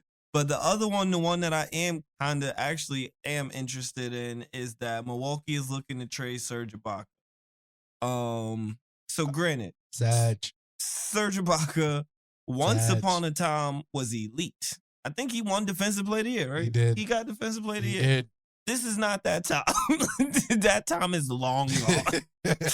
I'm not even joking. I think we was in college. But he hit threes. I think he was in college. We were in college when Serge Ibaka won Defensive Player of the Year. We graduated college a long time ago, y'all. I know that. But if you were to tell me, 40, 38 years? I don't know how old Serge Ibaka is. He might be like 33. Who knows? 35. Yeah. 35-year-old Serge Ibaka or 26-year-old Isaiah Hartenstein. No brainer. Yeah, for me. pull up Serge. Pull up Serge. If we could get Serge for Cam, honestly, I might take that. I might take that. Straight up. Cam walking. Let's be clear. He's walking. He's not going to be here next year. If you can give me Serge Ibaka. Yes. Let's look into it. Now the Grayson Allen one. I'm not doing Grayson Allen. If y'all go, and I know he pulls. If y'all go and get Grayson Allen, this week is gonna be fight. I'm not gonna be happy. Here's why. Tell us. We run an all ISO offense. Now, if you run an all ISO offense with Giannis Antetokounmpo, then Grayson Allen has a spot. You just have him spot up. They're gonna double Giannis, which they must, and then it works. Any other situation for Grayson Allen is some mid. And we are another situation. There is no Giannis on our roster. Please keep me far away from Grayson Allen. Away from Grayson Allen. It makes no sense whatsoever. Yes, he could pull, but he's going to get over here and be freaking ass. I'm not even going to lie to you. And I need no parts of that. I need no parts to watch that fall from Gray. Son. Some mid. Other names that have come up: Eric Gordon, Jay I'll Crowder. take Evan Gordon. I'll take Eric Gordon. Why is Jay Crowder always in the room? Jay Crowder not even playing. He took the season off. Yeah, like why are we bringing him? His name comes up so much. I also will take Eric Gordon. I want Eric Gordon. I actually think Eric Gordon might be a very like one of them sneaky Derrick Rose pickups. Okay. I'll take Eric Gordon for. They want a first. They want a first? I don't know. I don't believe in this. Maybe I don't believe in this season that much to give up a first, honestly. Yeah, a protected. Maybe a protected. Protected first? Eric Gordon is good. Like, he's good. Like, he's languishing right now in Houston. But I think he come up the bench, he take deuce minutes. Yeah. He be solid. He's going to hit his threes if he's open and we decide to pass it and actually play offense. Mm-hmm. So the person that I want for the deuce minutes and another name that has come up, I don't know if we'll do it, but Gary Trent, we talked about it. Yeah. He earned my respect. Boy can shoot. He's good. They gonna win the first for him. Yeah. So he's 24. Eric Gordon is like 35. Yeah. So a first for Trent isn't crazy because whoever we draft is not gonna play. Tibbs don't play the young guys. We know that. So whoever that pick would have been isn't gonna be worth it. And then I think if you put Trent, so let's be clear. I'm gonna say this again. I'm gonna preface this by saying we should not be running an all ISO offense. That is not what we should do. But we're doing it. But we're doing it. This is the plan. So if you're going to do it, someone like Gary Trent next to Emmanuel quickly coming off the bench makes sense because they can both score. You know, I could see him in the Deuce minutes thriving where Deuce isn't. Deuce is, you know, a very defensive-minded player. The price would matter. I don't know if I'm going multiple firsts for Gary Trent. Nope. But if it's like a first Cam Reddish and Evan or, you know, something like that, we could talk. I do think this year's trade deadline is going to show a lot of moves. Like, I think a lot of folks are going to be taking swings, especially out west. The West to me is wide open. I don't believe in Memphis. If I'm LA, if I'm Portland, if I'm Denver, if I'm a lot of these teams, I got to feel like, you know, I'm a Gary Trent away. So I think that's going to drive the market up for him and a lot of players like him. But if it doesn't and we can get someone like that, I hope we take a look. We'll see. I think we got to do something at the trade deadline. I'm not going to lie. I think we have to. I think this is the year. I think if we don't do it this year, then we got to clean house in the front office and the coach. And I'm being honest. Like, we can't just, like, yes, we got assets. Yes, we acquired assets. Mm-hmm. But to stay dormant for this long, mm-hmm. like, all right. Last year, it made sense. Mm-hmm. It's like, we don't know where we are. Yeah, it wasn't that good of a season. Yeah, but we are establishing an identity, albeit an ISO-heavy identity. A bad identity. But I feel like there has to be some cohesion between the head coach and the front office to get some players in here or to make some moves. I said it before.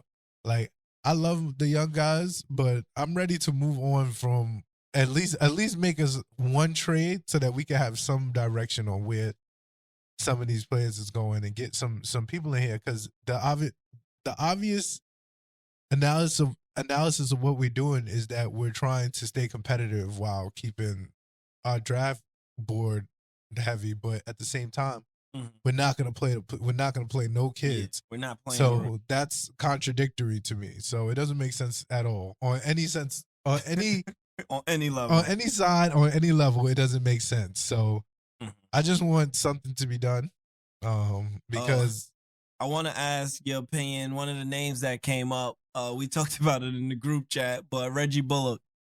Yes or no? I'm not gonna hold you when I saw Reggie. Reggie Bullock has been easily one of the most mid players in the NBA this year in the sport, and the fact that Tom Thibodeau would even entertain the notion of bringing back Reggie Bullock. He was good when he was with us. Once a Knick, always a Knick. I respect it. Love you, Reggie Bullock. You're not coming back. We don't need more mid. We don't need more mid taking up minutes.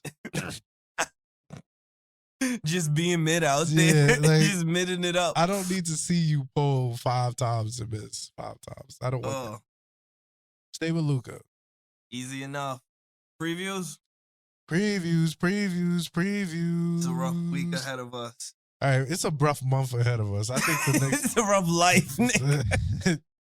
So I put in the Knicks tape chat. I said, I showed our next 16 games from now until the end of February. And I asked for a record from Rockport legend Tommy Pinto. Tommy P. Shout out Tommy P. He said 6-10. I'm respectfully saying 4-12. I don't have a lot of faith in any non-Mitch minutes. That is my new quota. Mitch has proven to be indispensable. I've said it in the chat. We either got to max Mitch or we got to trade him immediately while the price is high, because it don't make no sense how this man is so valuable to everything we do and he scores 4 points a game. Like, it's disgusting work.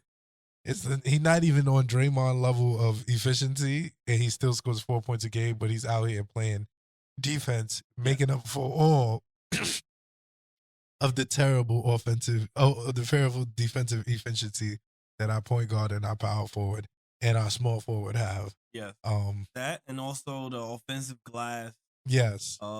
Even though he can't catch, even though he cannot catch the ball to save his life, he will make the ball go to someone else. And He's Mitch, we miss you, King. Get better. Get better, please. Immediately. Put a cast on the arm and play defense one hand. I don't care. These brothers is mid on defense without you. So versus Cleveland. Oh, man. So I'm going slander. Give it to us. Give it to us. One time Donovan Mitchell will mention that he was close to being on the Knicks. And we getting close to the All-Star break. We gonna find out about his boat on the Westchester Pier. Yes. Wait, what? Is he out? So I'm looking at the injury report. He was out as of today. Is he hurt? I think he might be hurt. I don't follow his life. No, he is hurt. He is hurt. Oh, we got a shot. It's Garland. To spark my Evan Mobley agenda. Okay. Evan Mobley last game 38 points. Holy shit! Growing into his Anthony Davis role. It might be time. I'll give him one more year, but it might be time. That boy cooking. Was that without Mitchell? Yes. Yes. I believe that. I absolutely believe that. I got holding him back. Yep, holding him back. I don't know. No Mitchell. I'm interested. So no Mitchell on either side. So I'm all right. Yeah. All right. So I have little to no faith in any of these games that we're gonna win these games. Out of the 3 games this week,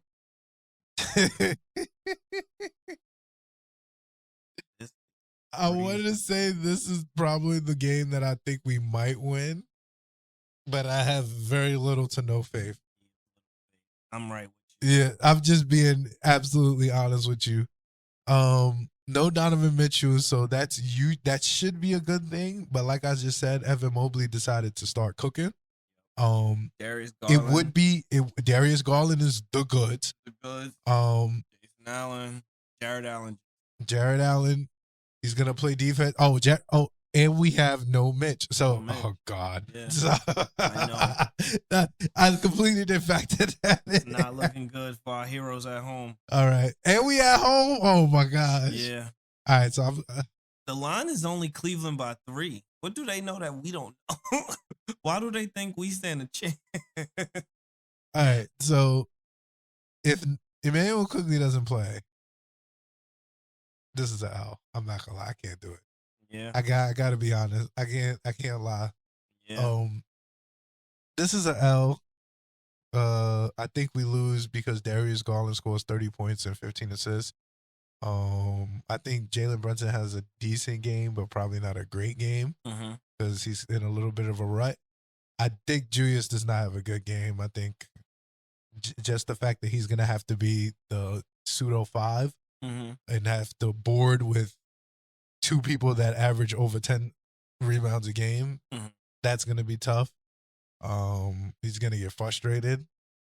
X Factor RJ, he could prove me wrong and flip the script on this game. I'm not super confident, given what I've seen over the last week. But, I mean, I'm going with us to win only because I can't see us going 0-3. And like you said, we're not winning none. Like the other games look worse based on us. So, that's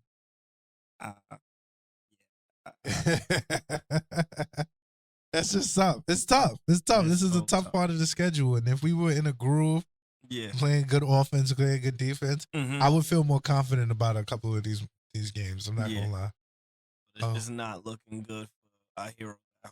So I'm going just off faith. I just don't think that we're on a 4-game losing streak, and I don't think we're gonna have a 7-game losing streak.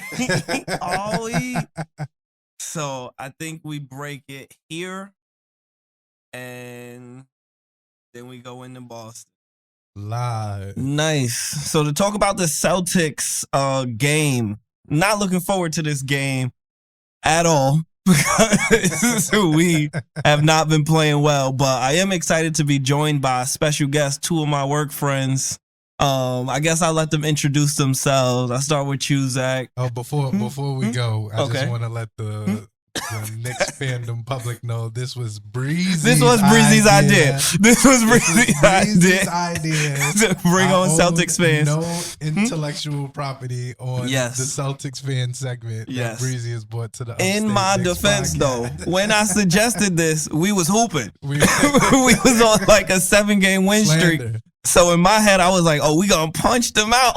I was told you were very excited for some extra Celtics talk on this podcast. This is what was told. I was told there'd be gifts. Is there no gifts? It'd be just Where's nothing my, but happiness. There's But nothing but pain. nothing but pain is before us. But yeah, introduce you guys yourselves and I guess explain, how you came about into the pain that is. Honestly, it's nothing but joy in the Celtics fandom. But tell me At what the that's start about. of my Celtics fandom, it was nothing but pain.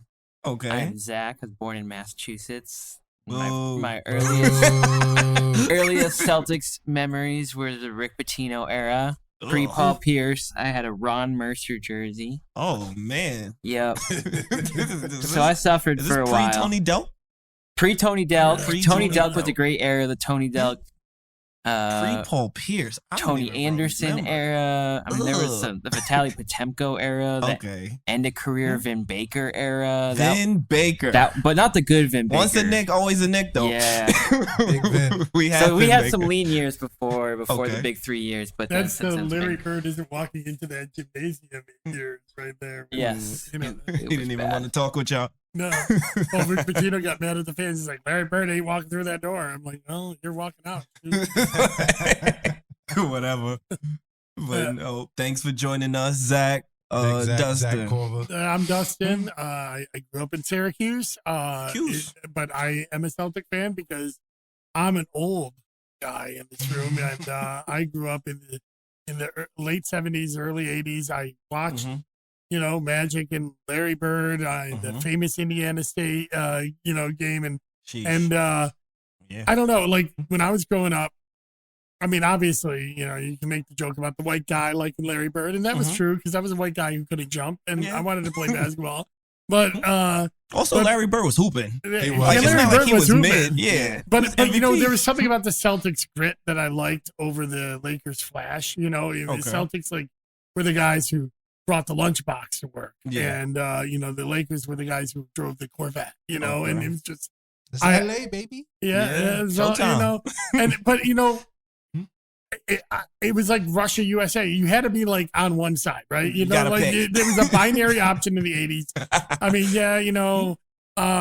Houston got a little good for a little while and Mhm. all, but it was it's LA or Boston. You had to be one, and I was with Boston. Didn't Jordan? But wasn't Jordan? Jordan came in. Jordan's later. Jordan's was later. So Okay. Jordan was young, but Yeah. Chicago Bull run There was nothing didn't start before until him. Larry Bird got off the stage. Okay. And that was the '90s more than Okay. the '80s, Got right? you. And Yep.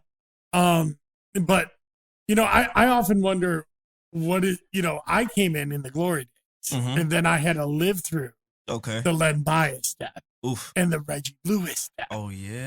And so yeah. and then I had to Mhm. I had to endure fat Shit. Dominique Wilkins on my team, like that. Take a swing. That year was tough because I was really excited for that year Yeah. because Sherman Douglas, who is my favorite college basketball player of all time, Mad in random Syracuse, everybody cameo. knows him, the Okay. captain. But he That's was like cute. joined the Celtics, and the Celtics won like 8 games. It was ridiculous that year, and that's when Dominique Wilkins was on. So I've had those lean years, and I stuck with them all throughout all of the years. Okay. And then of course, now here we are in what looks like an upswing again. You know, It's an upswing. It's What an are you talking upswing. about? Looks We're like number one. the number one seed in the East. I'm a Celtics fan, so I'm always expecting somebody to die at an inopportune time. You know, Oh, man. so Yeah, that's it's dark. tough. I got It's dark. It's dark, but man, it's true. That is the history. That's valid.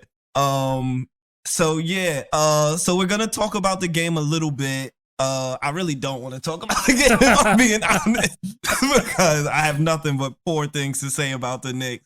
But before we get into that, what trends have you guys been noticing for the season with the Celtics? From the outside looking in, y'all look great. Jason Tatum is hooping. Robert Williams he's not playing a bunch, but when he is, you really feel him on the defense. Rob is back. Yeah, that's a big trend. Like, Rob looks good. Him healthy. But He's what trends y'all seeing as fans? Catch us up. I feel like, well, I was joking with y'all before. I was going to talk about my guy Malcolm Brogdon. That is big Malcolm. So everyone knows the fan. Jays are hooping. They both took a huge step. Jalen especially took a big step this year. I feel like that gets under talked Let about. the record reflect. Zach has been a huge Malcolm Brogdon Brogdon He fan was what since the the pickup. team needed, Yes. and I told you right. I told Mo right from the jump. He's not going to start. He's going to come off the bench because that's what we need. Someone who can collapse the defense and shoot off the bench, who can handle off the bench, who can like play with, or when the Jays are resting, that's exactly what we need. There are other guards, Marcus Smart, Derek White, they fit in really well with the Jays. They're more distributors. The Jays. The Jays. That is the what you say. You're a Celtics fan. But Malcolm can play as an off-ball shooter with them really well, but he also just can run an offense and has been a huge and especially lately he's been playing a ton of minutes, scoring a lot of points. Went for 30 for the first time for the Celtics recently. So that's What I want to talk about is how well this team is built. This is like really got to give a lot of props to Brad Stevens. Everybody wants to give props to Danny Ainge for landing the Jays and all of that. That was a good trade, especially in hindsight. Yeah, I'll give him props for that. But Brad is really kind of taking this team to another level because over his few years in the front office here, he's really built a solid team that allows us to endure the rigors of an NBA season. And you have Robert Williams and Al Horford, but beyond them, Luke Cornett is not horrible. I mean, right? and what it allows so you gotta understand that Luke Cornett was on the Knicks, selling, absolutely not guarding the player on the paint. Knicks that year. No, he was not the best player. I don't know who was the best player. He might have been. That was some grim. That was some It's grim a low Knicks bar years. though. Yeah, It's him or Alonzo Trier. It's not but he allows them to give 5-10 minutes off the bench. Yes, and especially when we're doing back-to-backs and we're resting either Al or Robert. And then the same thing is with the guards. You got Brogdon.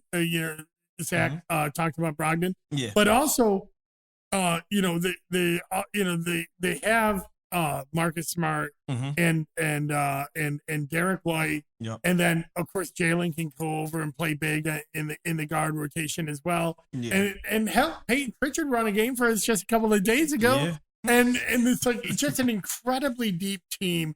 The only thing that that really went wrong for us was, Gallinari's injury at the beginning of the season.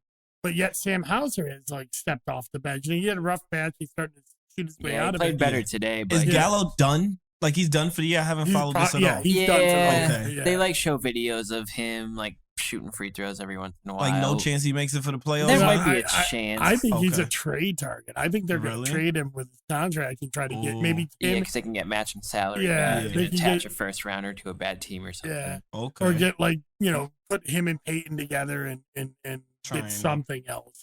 Y'all are really good at that. You guys are one of the best teams in the league at the underrated move that paid dividends. Bringing back Al Horford didn't really, make any headlines, but it worked out. Everyone thought Al was washed, and he was playing unreal this year. That's true. Derek I thought Al White, was washed. that was another underrated move. That was a mid-season trade too Yeah. with Derek White, and that that really propelled last season, and we were dogging it about this time last year. And I think RJ shot y'all into relevancy. Yeah. That was the shot that turned the season around. RJ shot y'all Grilled by Rowan Barrett Jr. into greatness. We would like to thank the Knicks community for making us what we are. As today. RJ's #1 fan, you're welcome. You Evan are welcome. Fournier helping us out. Oh yeah. There was like a bunch of games last year. I feel like he was like 8 for 9 from 3 or something. Oh, yeah. That's not. Honestly, I didn't even think about that till he said it. But Evan is gonna be playing versus y'all, so we got Is he back in the rotation? Yeah, he's back in the rotation because Quick is not playing. Yeah. Okay. because we love Paige. So speaking of last year, right? Yes, We know y'all went to the finals. this We is did. true. We know y'all sold in the finals. Absolutely, everyone not named And Jaylen Brown. Everyone not named Jaylen Brown absolutely sold to Esteban Curry and the champs. It's true. You know, kind of can you guys give us the pulse of the C's community? Because I thoroughly enjoyed it. I just want you guys to know. It was great watching of y'all Celtics fans endure hardship. I was purchasing Celtics fan tiers on Amazon, and I wanted you guys to know that How much? while were you those? guys are here It was great. on the Upstate Knicks podcast, that I thoroughly enjoyed your pain. So I want to hear it from the horse's mouth itself, Yeah. because besides you guys and the few Brooklyn Celtic fans that we know, we don't really get to speak to a lot of Celtics fans because we hate you guys. Yeah. Sure. We So hate give us the you- pulse. We hate you too. But you know, so like I actually did not feel that much pain about that last year. So Really? like we got to remember what we started off with last year. Okay. We were in January. We had a losing record. I believe it was 24 and 25 or something like that Yeah. in January, and then we went on a run. Because RJ shot y'all into relevancy. That's because RJ shot us into relevancy. Keep that, make sure that's a part of the storyline. Tell the Yeah, whole it is. story when you It tell is. it. But, you know, he's the beginning of the story, but there's other chapters to that book, you Okay. know, and but we went on such a run at the end, Yeah. and I think again this goes back to the way this team was built. Mhm. They were gassed in the finals. They were exhausted, and Tatum got off USA basketball too. He was some So man. And he was hurt. He was hurt. He was. Oh. I think more hurt than and COVID had him. He And had he long was submitted. COVID, and Yeah. Let's keep that. Let's keep I didn't that realize he was hurt. he was also submitted. I didn't know He was real submitted. banged up. That Yeah, I knew. yeah. That I saw. Jaylen Brown, he wasn't submitted. No, He was him. but we were also ahead of schedule in that. Like, how old is Jason Tatum now? 24. 24. Like, I He's think I young. just looked Our that best up. player was And he's the 23. one. And Yeah. he's the one. Yeah, he is him. When was the last time an NBA team won the NBA Finals when their best player was 23 and their second best player was 24? right, Like, right. Yeah. we were ahead of schedule, This and is they've true. both taken big jumps this year. Jason is like 1-1 now, and you know, He's very good at sports. Yeah. But Jalen, I feel like has gotten Top overshadowed because of that. Like he's tightened up his handle, he's Yeah. making better decisions, Also he's very shooting good his at free sport. throws more.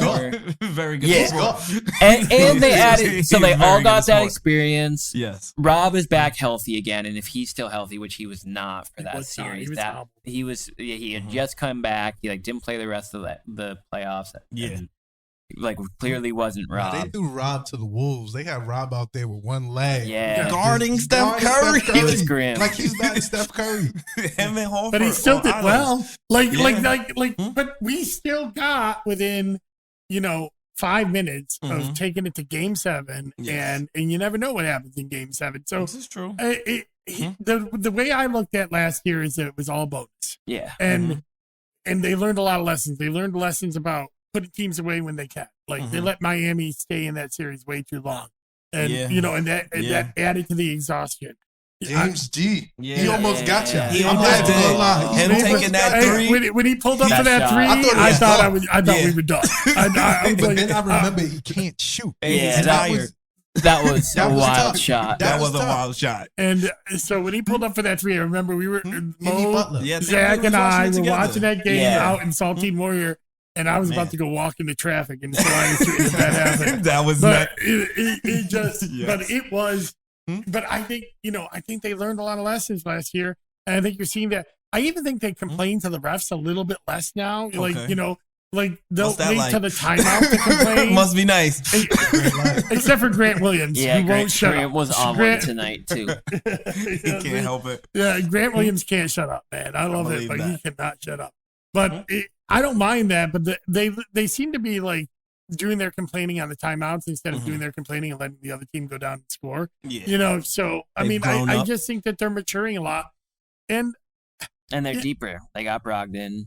And you know, we're not talking. You know, what we haven't talked about is the head coach change, which came out of nowhere at the beginning of the season. That was my next question. I thought that was going to be a much bigger setback than it turned out to be.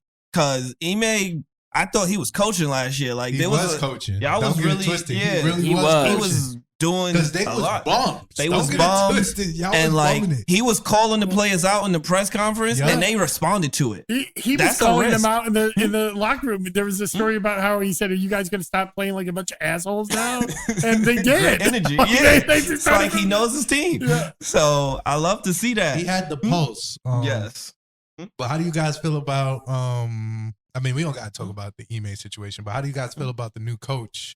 I wish he would take timeouts a little bit better, and I think that's a rookie coach thing, you know. Okay. But that's a weird thing with him. He doesn't. Yeah, he started doing it more at the start of the season. He would not take the momentum timeout. Yeah. Like if whoever we were playing went on a 9-0 run, he would just want them to play through it. He started doing it a little more. Well, I think that's because Damon Stoudemire subbed in as the head coach for a couple of games. Started doing it, and they did well. And it's like, oh, see, you can take timeouts and use them effectively. It does work. But other than that, they've carried over. Like the beginning of the last season, there was no ball movement. Like it was ugly offense. Your turn, my turn, ISO. When they, I wonder what that's like. Yeah, yeah, y'all are familiar. I wonder what that's like. And then I only deal with this every 2 to 3 days. 2 days. When it clicked, it worked. It worked, and they've carried that over, like playing style and what we did well from the end of last year has really continued on. And so that's been, you know, he was a very highly regarded assistant coach who almost got who was with the team last year. Like he wasn't who almost got other head coaching jobs this season. So, and I don't know if it's him or if it's the Jays, but not only are the Jays playing better individually, they're playing better together. You see them setting up each other's shots as opposed to the last few years where it was just ISO. It was ISO, or like the teammates were feeding them, but they weren't feeding each other.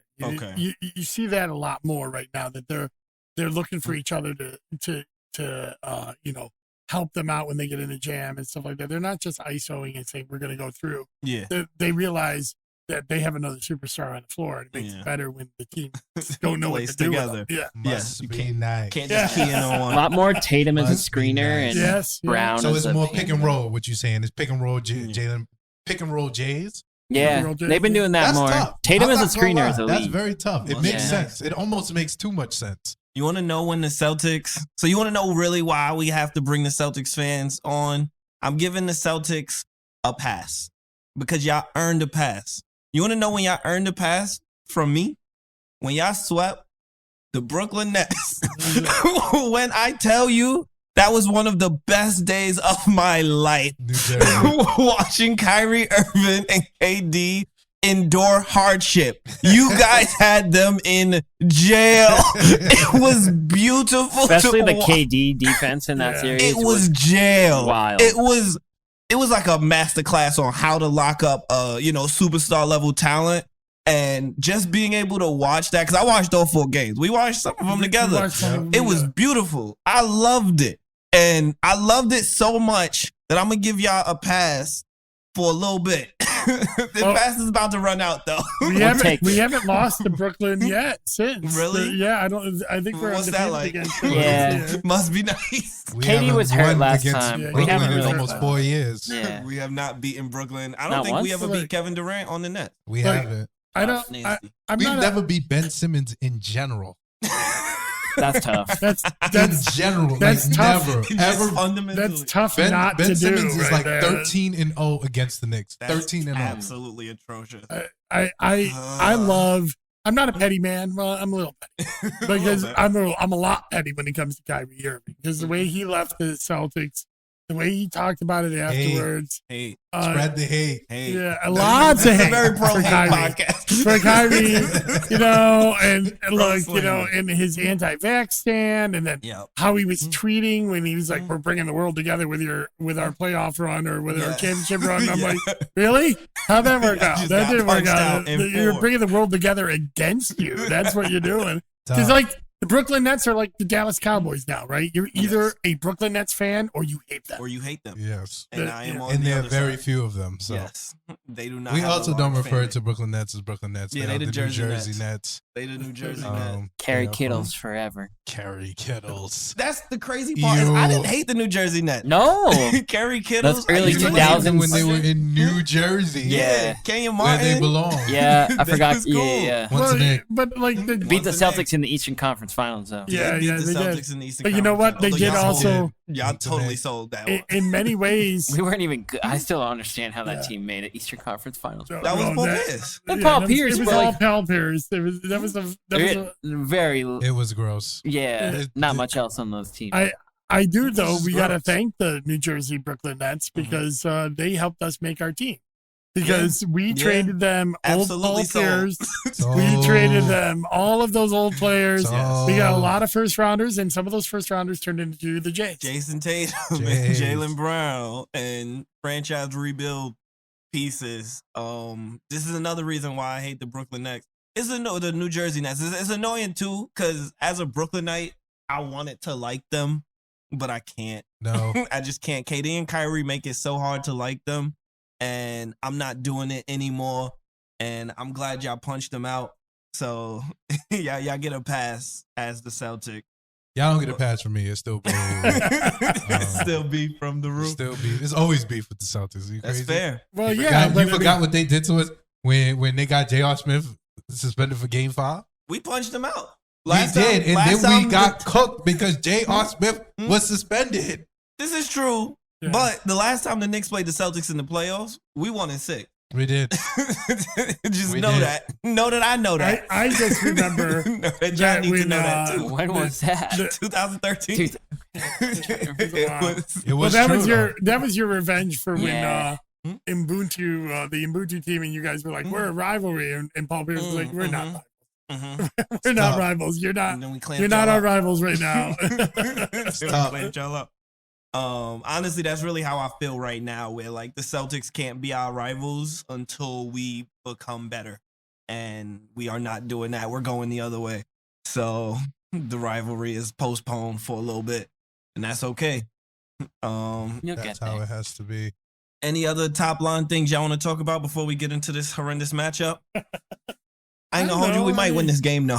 This is the kind of game we win as Knicks because we annoy it. And it's the kind of game the Celtics will lose too, because we get all like hyped up for these big games and then get like beat by Orlando. Why is Orlando beating y'all? What is that about? It's tough. Paulo Banchero's the think one. they submit. Paulo Banchero is the one. No, he is. He's very good at sports. Next 2-3 Yes. years, he is going to be. That team's going to be good. Yeah. They If got we're- Mobamba. They got Mobamba. Yeah, Obama's Obama's great. He's always balling against Franz us. Wagner's good. Jalen Suggs figures it out. Wagner. Yeah. Wagner. I like Cole Wow. Anthony. I said it earlier this year. I thought Cole Anthony would have been a good pickup. Yeah, he's like a good backup point guard on a good team. Like But They got some pieces. Shout yeah. out All I Cole got to Anthony. say, Probably No, Country Day. we just School. shouting out Brooklyn Knights. all I got to say Follow is Brooklyn Knight. we're in the 1 seed and Orlando is starting to get that matchup. We better tank. We better figure Get a something couple. out. Let Giannis win a few and get that second. Get that 1 Avoid seed. 'Cause them. I do not want to Avoid Orlando At all costs. from the Celtics fans. That's a nasty thing. I don't know why. I just said. And I'm clipping that. I mean, I get it though. As a Knicks fan, I aggressively. So I don't want to be in the play-in at all. But if we are in the play-in, I don't want to play Toronto at all. I don't want to play them. We match up terribly against them. Apparently, and they just foul us at an enormous rate. So Still feel like they might blow it up. They might. I hope they do. I want Trent. Gary Trent. Trent. Yeah, he can shoot. And we He need can a shoot. shooter. Yeah, I like him. I don't know who they trade. Probably Fred. You don't trade Siakam. Yeah, you keep Siakam. Honestly, you keep Scotty Siakam. Barnes, even though he can't shoot right now. I think you keep Fred, Scotty, and Siakam, and you see what you trade can get for OG. Yeah, you gotta get rid of OG. He got like 1 year. They got right? like 8 power forwards. Yeah. 13 power forwards on the team. We'll take a power forward. We could use a little big man. I mean, at this point. Oh no, y'all got rid of y'all draft pick though for this year, right? Yeah, this year. Yeah, we always get rid of our draft pick. Yeah. They never played a draft pick. Yeah, might as well trade him. Jason Tatum. He was like the last draft pick that got played. No, Rob. No. Peyton Pritchard. Rob Will. Peyton Pritchard barely plays. Marcus Smart is a draft pick. Jalen Brown's a draft pick. Marcus Smart was Jason before. Tatum. Jason Tatum was the last one. And Robert Williams. Robert Wasn't they the same year? No, was Rob was a Williams year younger. after, I think. Yeah, Robert's after Jay. We play our draft picks, and that's another thing that is kind of neat about this team is that it's draft built. You know, it's built from the ground up. Yeah, some of the bench pieces are from other players like Derek White and Malcolm Brogdon. And Marcus Smart is not a point guard. He has become a point guard. He's doing fine. He's doing his best point guard impression. I mean, he has stopped taking the dumb shots. We saw what really happened when him came in the building. When a real point guard showed up. Point guard, and Marcus Smart could not. We were there. We saw it. He could not do it as a family. Yes. He learned some lessons too. I'm all in on Marcus Smart point guard. Yeah. All in on you know what though, Marcus Smart, because he stopped. Okay, so forever it was because he would just take like 4 dumb shots a game. Traded for Malcolm Brogdon because Marcus Smart is not a point guard. Yes. Who y'all closing 5? Like who y'all finish with? Brogdon's not in the closing 5 a lot of times. A lot of times it's still our starting 5. Okay. It depends on whether Robert's there. So Robert right now is coming off the bench. Yeah. Did he start starting? He started starting a couple of times, but it's weird because on the back people have been in and out. People have been in and out. But right now, our starting 5, our consistent starting 5 has been Smart, White, Brown, Tatum, and Horford. But so it depends on what team we are. I mean, sometimes we go big and we get White out and we bring Williams in. We do the 2 big lineup. Okay.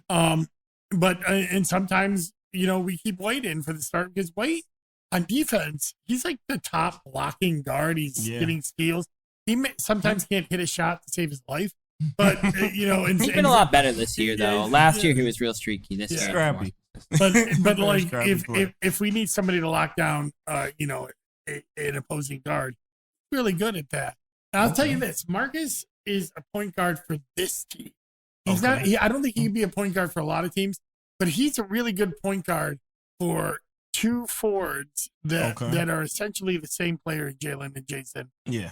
Jason's a little bit better, but that can pass, that can set up other people's shots, that can set up the pick and roll. And Marcus is just all heart. He's tough. We are a different team. He's all defensive MVP. Yeah. I know. I'm sorry, but but it all fits together. It all fits together, and he can pick up that team, and by giving up his bodies on the charges and all of that, he brings that team to another level. So it's not a traditional point guard role, but he's not. He's doing okay assist to turnover ratio. He's not.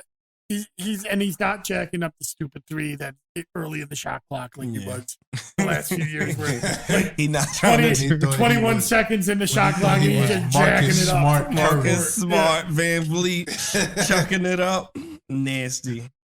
All right, let's get into this game. All right, injury report. So on our end, quickly day to day, I feel like he's gonna be back by then. Sore left knee. He should be back. This game is going to be on the 26th. Mitch will be out on our end. On y'all end, it's showing a couple people day to day. Brogdon, Smart, and Williams. Y'all think they playing? Rob will play. Brogdon, I think, had a kid. They didn't announce it officially, but Abby Chin, sideline reporter, was like, out for good personal reasons, not bad personal reasons. So that's a weird way to frame that. Yeah, it was like she wasn't allowed to say it. So instead of just saying he had a kid. Yeah. I don't know why. Good personal reason. So I think he'll be back. because it's at home and a few days later. And Rob just sits out the front end of back-to-backs, and Al plays the back end. They like stagger it. So, but it's not a back-to-back. He's got a day off the right day before. So he'll be back. And the only thing I get a little worried about with this game is that we're looking ahead to the Lakers. You know, the Lakers are coming up that weekend, and that's fair. That's a good trap game for us. Oh, yeah. Y'all got Brooklyn, too. Yeah, and we got Brooklyn coming up. New Jersey. You know, so. New Jersey, as you are. So you never know. We match up pretty well, though. Like, wait, am I looking at this backwards? Your best offensive players are going to be guarded by Al Horford, who's a good match on Randall, and Jalen or Jason can take RJ, both plus defenders. Okay, it is. Or and then Marcus if he plays. So I think so one thing to factor in, and it's gonna factor in my pick. If Evan Fournier plays, I like our chances a lot more. Something about y'all, he was on y'all team for like 2 months, and he just developed such a vitriol. High key revenge games for 2 months. Orlando Magic. Former Orlando Magic as well. But something happened when he was in Boston, and he just becomes prime Reggie Miller versus y'all. Well, it's funny because it never happened in Boston. Legit. He was not that good. He got COVID, and he came back, and it was like... This is true. I mean, COVID sucks. No, it was like pre-vax COVID, and he was like OG. You could just tell when he was... He was gassed. He was exhausted. Yeah, even when he came back after that was... I don't know. We might have made some noise that year if he was healthy. You would have got the bubble chip? Yeah, maybe. But I mean, yeah. We did well with the bubble. I mean, we were... Oh, yeah. Tatum tried to boom it on Bam. Yeah. they got Hemi Butler in the bubble. They did get Hemi Butler. Yeah. Nasty work. What else? So, matchup I'm looking forward to is, honestly, y'all 2 forwards versus our 2 forwards. Julius Randle and RJ versus Tatum and Jaylen Brown. I think, so obviously that favors y'all, obviously, duh. I'm not going to say that, but Randall having a good season, and he plays with a chip on his shoulder, and when other supposedly good, wing players are in, he does step up. So I'm hoping that'll, factor in. I'm interested in seeing Jalen Brunson go against Marcus Smart. I don't think Marcus Smart is playing, so I got us winning. And I think if Marcus Smart is not playing, he's the key to their victory. Absolutely. Why? He is guarding Jalen Brunson. He is not guarding Jalen Brunson. Let's be clear. Jalen Brunson. Not no one. Guard Marcus Smart is the key to the Knicks victory. That's what we have on the Upstate Knicks podcast. I want Marcus Smart to come in and think he's Steph Curry. I literally do. The less shots that Jason Tatum and Jaylen Brown take are the better. Because in the reality of the situation, Jaylen Brown and Jason Tatum are better than RJ Barrett and Julius Randle. Yes. So Marcus I'm not to cut you off, but I'm hawking the mismatch. And the mismatch is if Marcus Smart is not playing, it's GG's. Who are y'all putting out there? Peyton Pritchard? Peyton? Derek White claims. Derek White is not about to claim Jalen. I'm not worried about the Derek White, the Derek White Jalen Brunson matchup. The only way Jalen Brunson gets cooked is when you are an offensive point guard that can put up more points to him, a la Steph Curry, a la Fred VanVleet, apparently. Yeah. But if y'all putting that energy into Peyton Pritchard or Derek White, I don't believe in Derek White. I don't believe in Derek White at all. Now, Malcolm Brogdon, he's all right. He's good. He's good. He is okay. He's good. He's a good basketball player. He is. Yeah. But I still don't believe in him over Jalen Brunson. I think him and Quickly is a net. Like, they both bring the same thing to the team off the bench. I think if we get, because Jason Tatum, I think is going to get 30 points. I'm not worried. At least 30. At least 30. I just call him a wise. He's a wise. Jaylen Brown. He's averaging 31. Jaylen Brown has a thing against the Knicks where he just decides to be good. To be very better good at sport. Yeah, better. Because he's already very good at sport.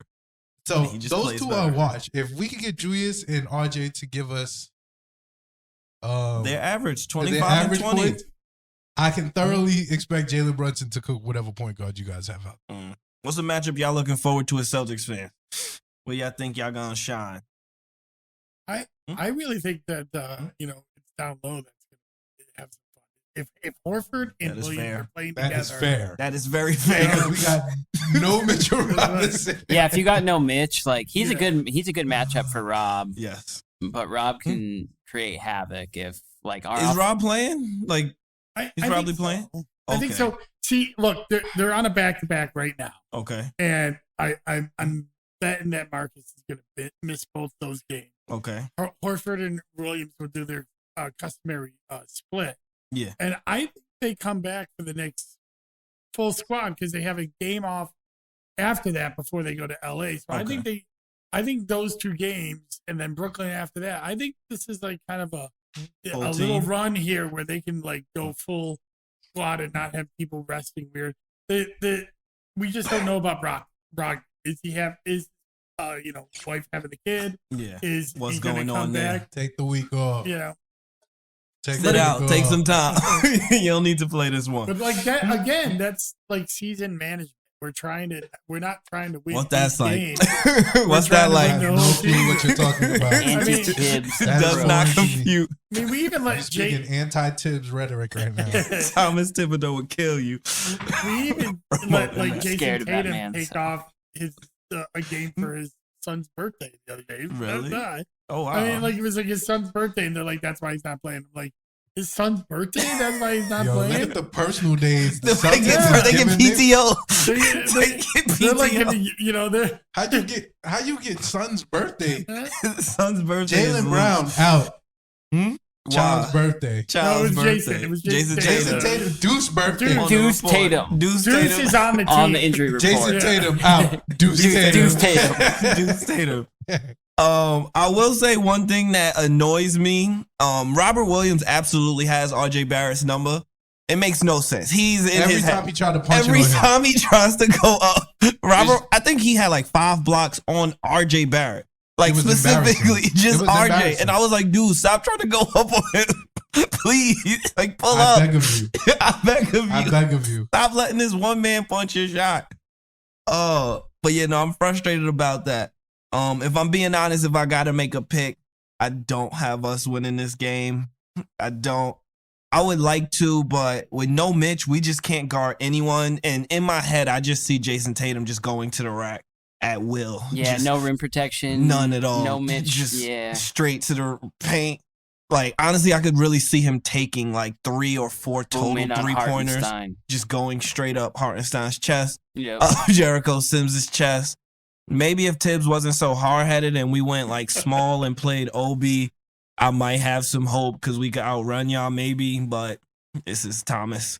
I know what I'm getting. This is Tomas. He's going to run that same lineup out there as if Hart can do what Mitch can do, and he just can't. I'm not going to lie. I have us winning, but I think that is going to be a nasty win. I think that we have scrappy. A good, not scrappy at all. I think it'll be disgusting. I think we will have a decent, like we'll be leading most of the game. Okay. And Jason Tatum will have a bad shooting night, and then immediately in the fourth quarter, Jason Tatum will decide to have a great shooting night. Like, wait a minute.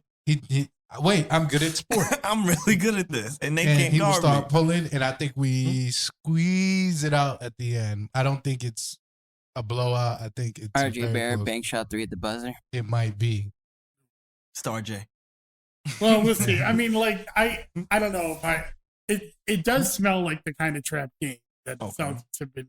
I need you to smell that. Smell it more. We need that. Smell it more. You want me to believe in the trap game? We need the trap game energy. Yes, I don't know. It's at home. Yeah. That's good for us, though. Yeah. Good for you? You gotta understand. We are the best. We're the second best road team in basketball. Behind y'all, actually. The number one road team. No sense. Yeah. It doesn't. We the Knicks, though. Nothing we makes suck at home. But I don't know. It just I think we're the better squad. Yeah. If the injuries are not there, I have us doing our customary, like, checking out till the third quarter and then fourth not. Playing hard. But I mean, if Brogdon and Marcus are both out, then we could be in trouble. Because then you're right. Richard started. Yeah. Well, I like Payton. Take the over on Jalen Brunson. Take the over. Take the over. Our our strategy with paying pitchers on the game is just like see if RJ Barrett can wear himself out. They like get tired by the fourth quarter. But just give I don't know. RJ lane. I would like. I think if we're healthy, at home, getting ready for a road trip, to go to LA. Is LA at home? I'll pull it up. No, I think you know what, LA is at home, so they're both at home. So we're kind of like a little. Okay. Yep. We're at a little homestand here. We actually have 4 home games in a row. Oh wow, yeah. And a lot of time off between LA and Brooklyn. Okay. So and then we got Phoenix. So we I do like y'all squeezing us in between Miami and LA. That does work out for us. That's a good time. New York, Great Miami, time to play and y'all. LA. Great time for y'all to play us. So, Maybe I don't know. we can We're in a sneak home y'all. time.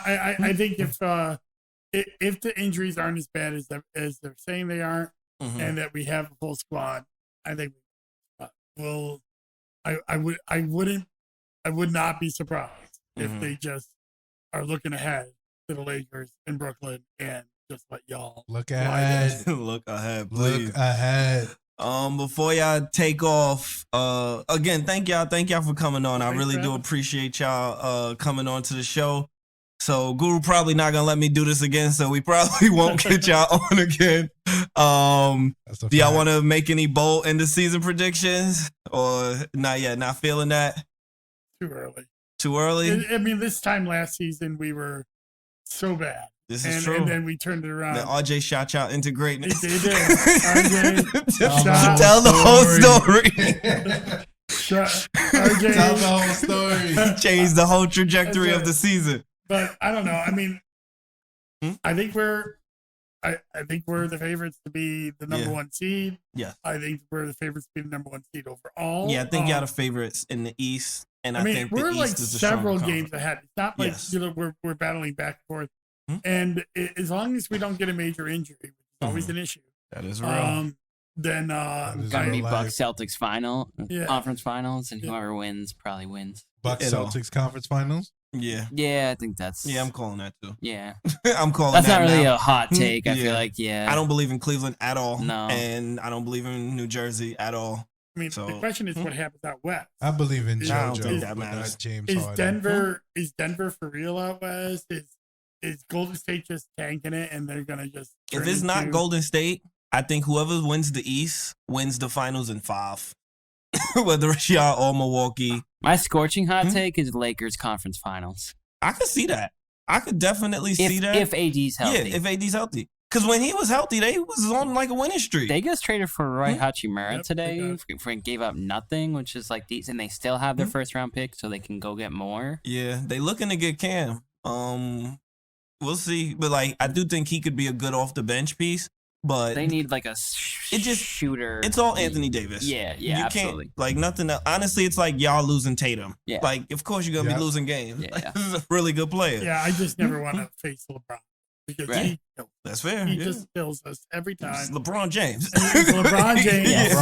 LeBron James. That's funny because looking ahead to the Laker game. Yeah. LeBron is tracking to pass Kareem. Oh wow. On the Boston. Oh wow. So that could happen on our floor. And I'm just saying, I hope y'all looking for that. It's that early February. Yeah. I mean, yeah, that's gonna be around then. That's like that they time. Said early February. He should be January 28th ish. Past Kareem. I think they would say they said it might have been us, but then he started scoring like 39, 45. So he might get it out of hand. He might get it like 2-3 games before us. Yeah. And I'm looking forward to him not getting in the Garden. Yeah, I don't want nobody to break no more records after the Steph Curry show. After the Steph Curry show, I was like, so nasty. Spike Lee disgusted a whole fan base. Oh man, but no. Any parting words before y'all dip? Anything? I expected more slander. I'm so it was so mild, sorry. Drew. It was so mild. sorry to disappoint you. Sorry to disappoint. I just want to say to the Knicks fan base that y'all endure more pain. More pain. Than anybody I know. Yet you still are kind of loyal, and I need to know why.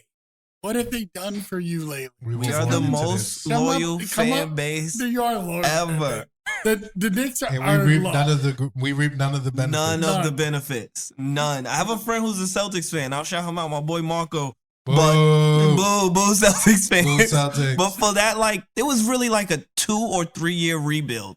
It was the quickest turnaround because y'all drafted Jason Tatum and Jaylen Brown. Because it was so fast. Because Danny Ainge fire sailed the whole team to the Nets, got all these draft picks, and we were able to rebuild and got Brad Stevens. And we were able to rebuild. And y'all don't know pain. Y'all have no idea what pain is like. Well, no, that's not true. Y'all don't know what pain is like. Look, y'all did not start Alexi Shaved.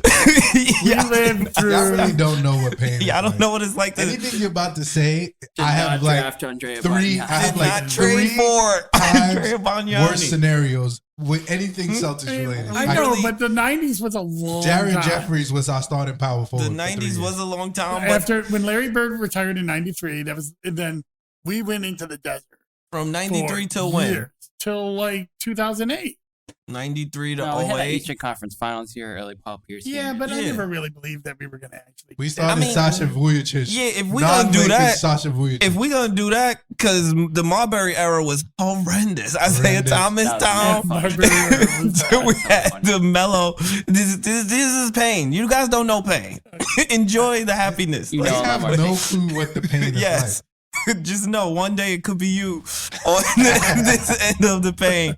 I'm hoping, I'm rooting. James Dolan, if you listening to this, buy the Celtics.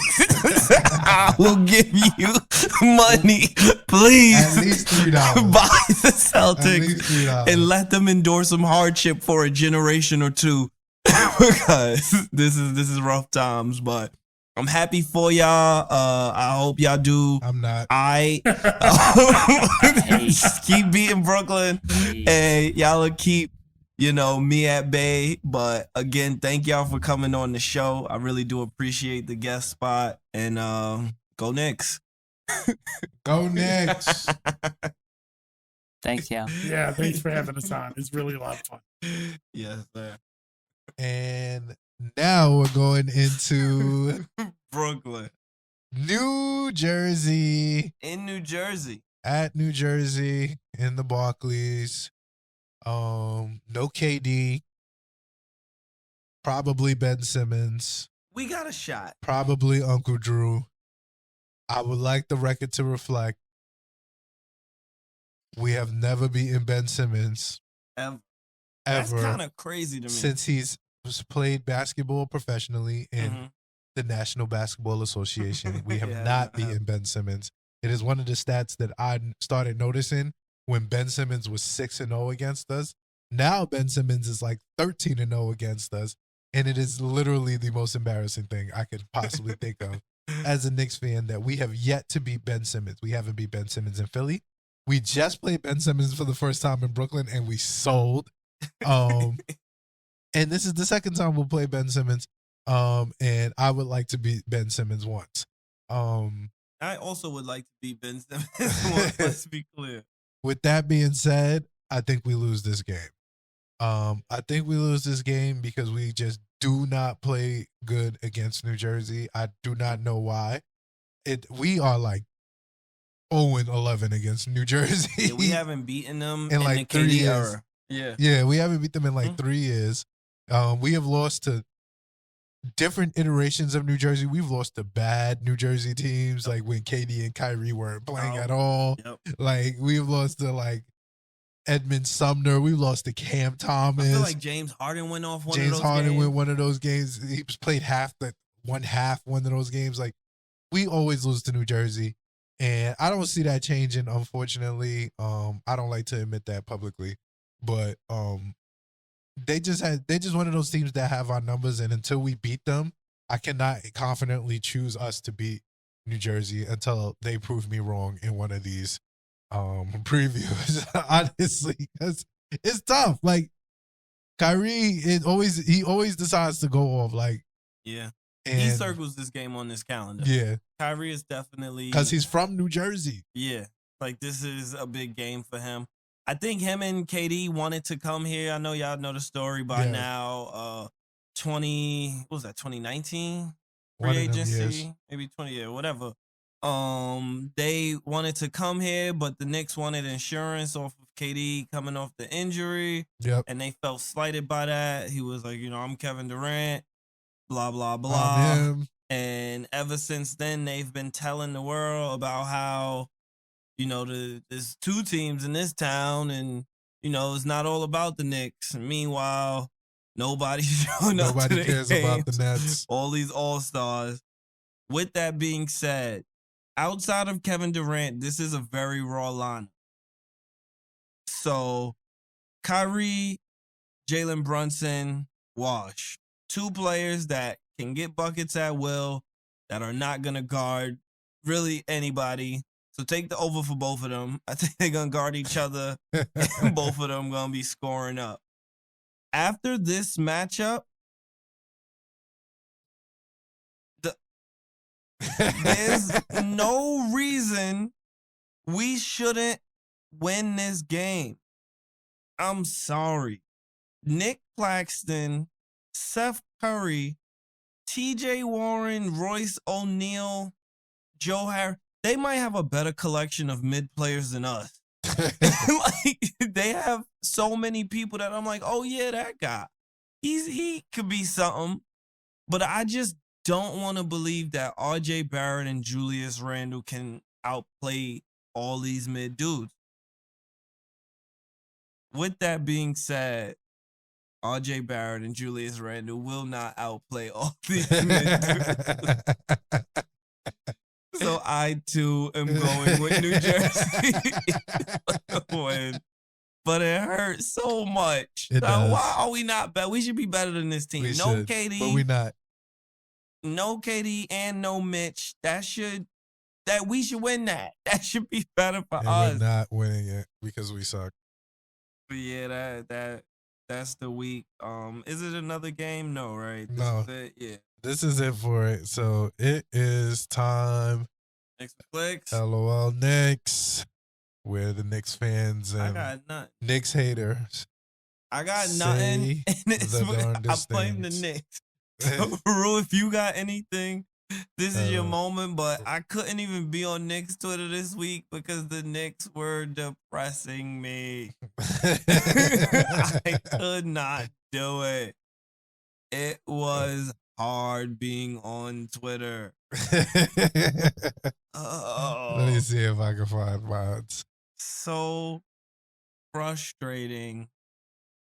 Just because y'all come out. Knicks Twitter. Oh, okay. When we start losing, Knicks Twitter can't believe it. Like, they are always so happy. Like, they start doing victory laps. And it's annoying because y'all don't have this same energy when we winning. And it is frustrating. But yeah, you got yours? Hold up one second. Take your time. So my Knicks for LOL Knicks for clicks. LOL Knicks is going to, you guessed it, the maniac, Tomas Thibodeau. And I think that he says things to get me angry. I think that he says things to rile me up. And I mentioned it a little bit earlier, but I'm going to give you guys the full quote from one Tomas Thibodeau, the maniac, the war criminal. Wow. Okay? Boy. So, like I said, and this episode is definitely going to be named The Minutes Police. So, with pride, too. Yes, with pride. So, Tom Thibodeau apparently didn't want to hear any criticisms about playing time. As he referred to us as the Minutes Police. Mm-hmm. So he says, and I quote, "I know you guys like to create the narrative for your stories, and you don't look at it in totality." We do. But continue. Sorry. All right. I don't think we have anyone in the top 20 in minutes played. So it is what it is. I think you look at the people in your division and your conference. You look at how they're playing their guys. More often than not, you're thinking about the matchups going into the game. When this guy's on the floor, we're going to have this guy matched up with him. So that's what you're doing. End quote. I think he said that to piss us off. I really do. That's my thought process. This is why this is LOL Knicks for Click. Because Tom Thibodeau is a war criminal. First of all, so Julius Randle is top 20 in the league for minutes per play because he's averaging 35.6 minutes a game. RJ Barrett is averaging 34.5 minutes a game. The problem is, Tomas, is that you have trimmed your rotation to 9 players, yet you are exclusively playing 6 players. And the way that science works, in at least kinesiology works, when you play sport, when you are for a longer time than the other team plays sport, you get tired. True. This is directly reflected in your fourth quarter numbers, which, if you haven't noticed, has declined. Even when we were winning, we were selling the fourth quarter. So, my guy, while you're calling us the minutes, please take note the fact that our fourth quarters, we have been selling these games. And it was only a matter of time that this losing streak was going to happen because they're tired. Also, I wanna point something out, and I've made this point, and I'm gonna keep making it because I feel like that's how the human body works over the course of a season. So minutes per game, that does matter. I don't want to say that it doesn't matter. However, there are a lot of players who have more minutes per game that are full on load management. Like Kawhi Leonard is one of the people that play more minutes per game than Julius Randle. You can't tell me that Kawhi Leonard's body is taking more wear than Julius Randle's body, because we don't do that at all. No. We play our guys, 1, 2, we run them into the ground. Yes. Every time Julius is on the court, the ball is in his hand, he is being doubled, and we're not playing offense. We're playing iso ball. 1. All minutes are not the same. All minutes are not the same. And then the bigger point that I want to make that should not be ignored. Right now, minutes played per game, Julius is 20th. Total minutes played for the year, he's 3rd. So only he just left that out, though. That's what I'm saying. Only 2 players in the whole sport have played more minutes this year than Julius Randle, and one of them played an extra game, which probably factors in.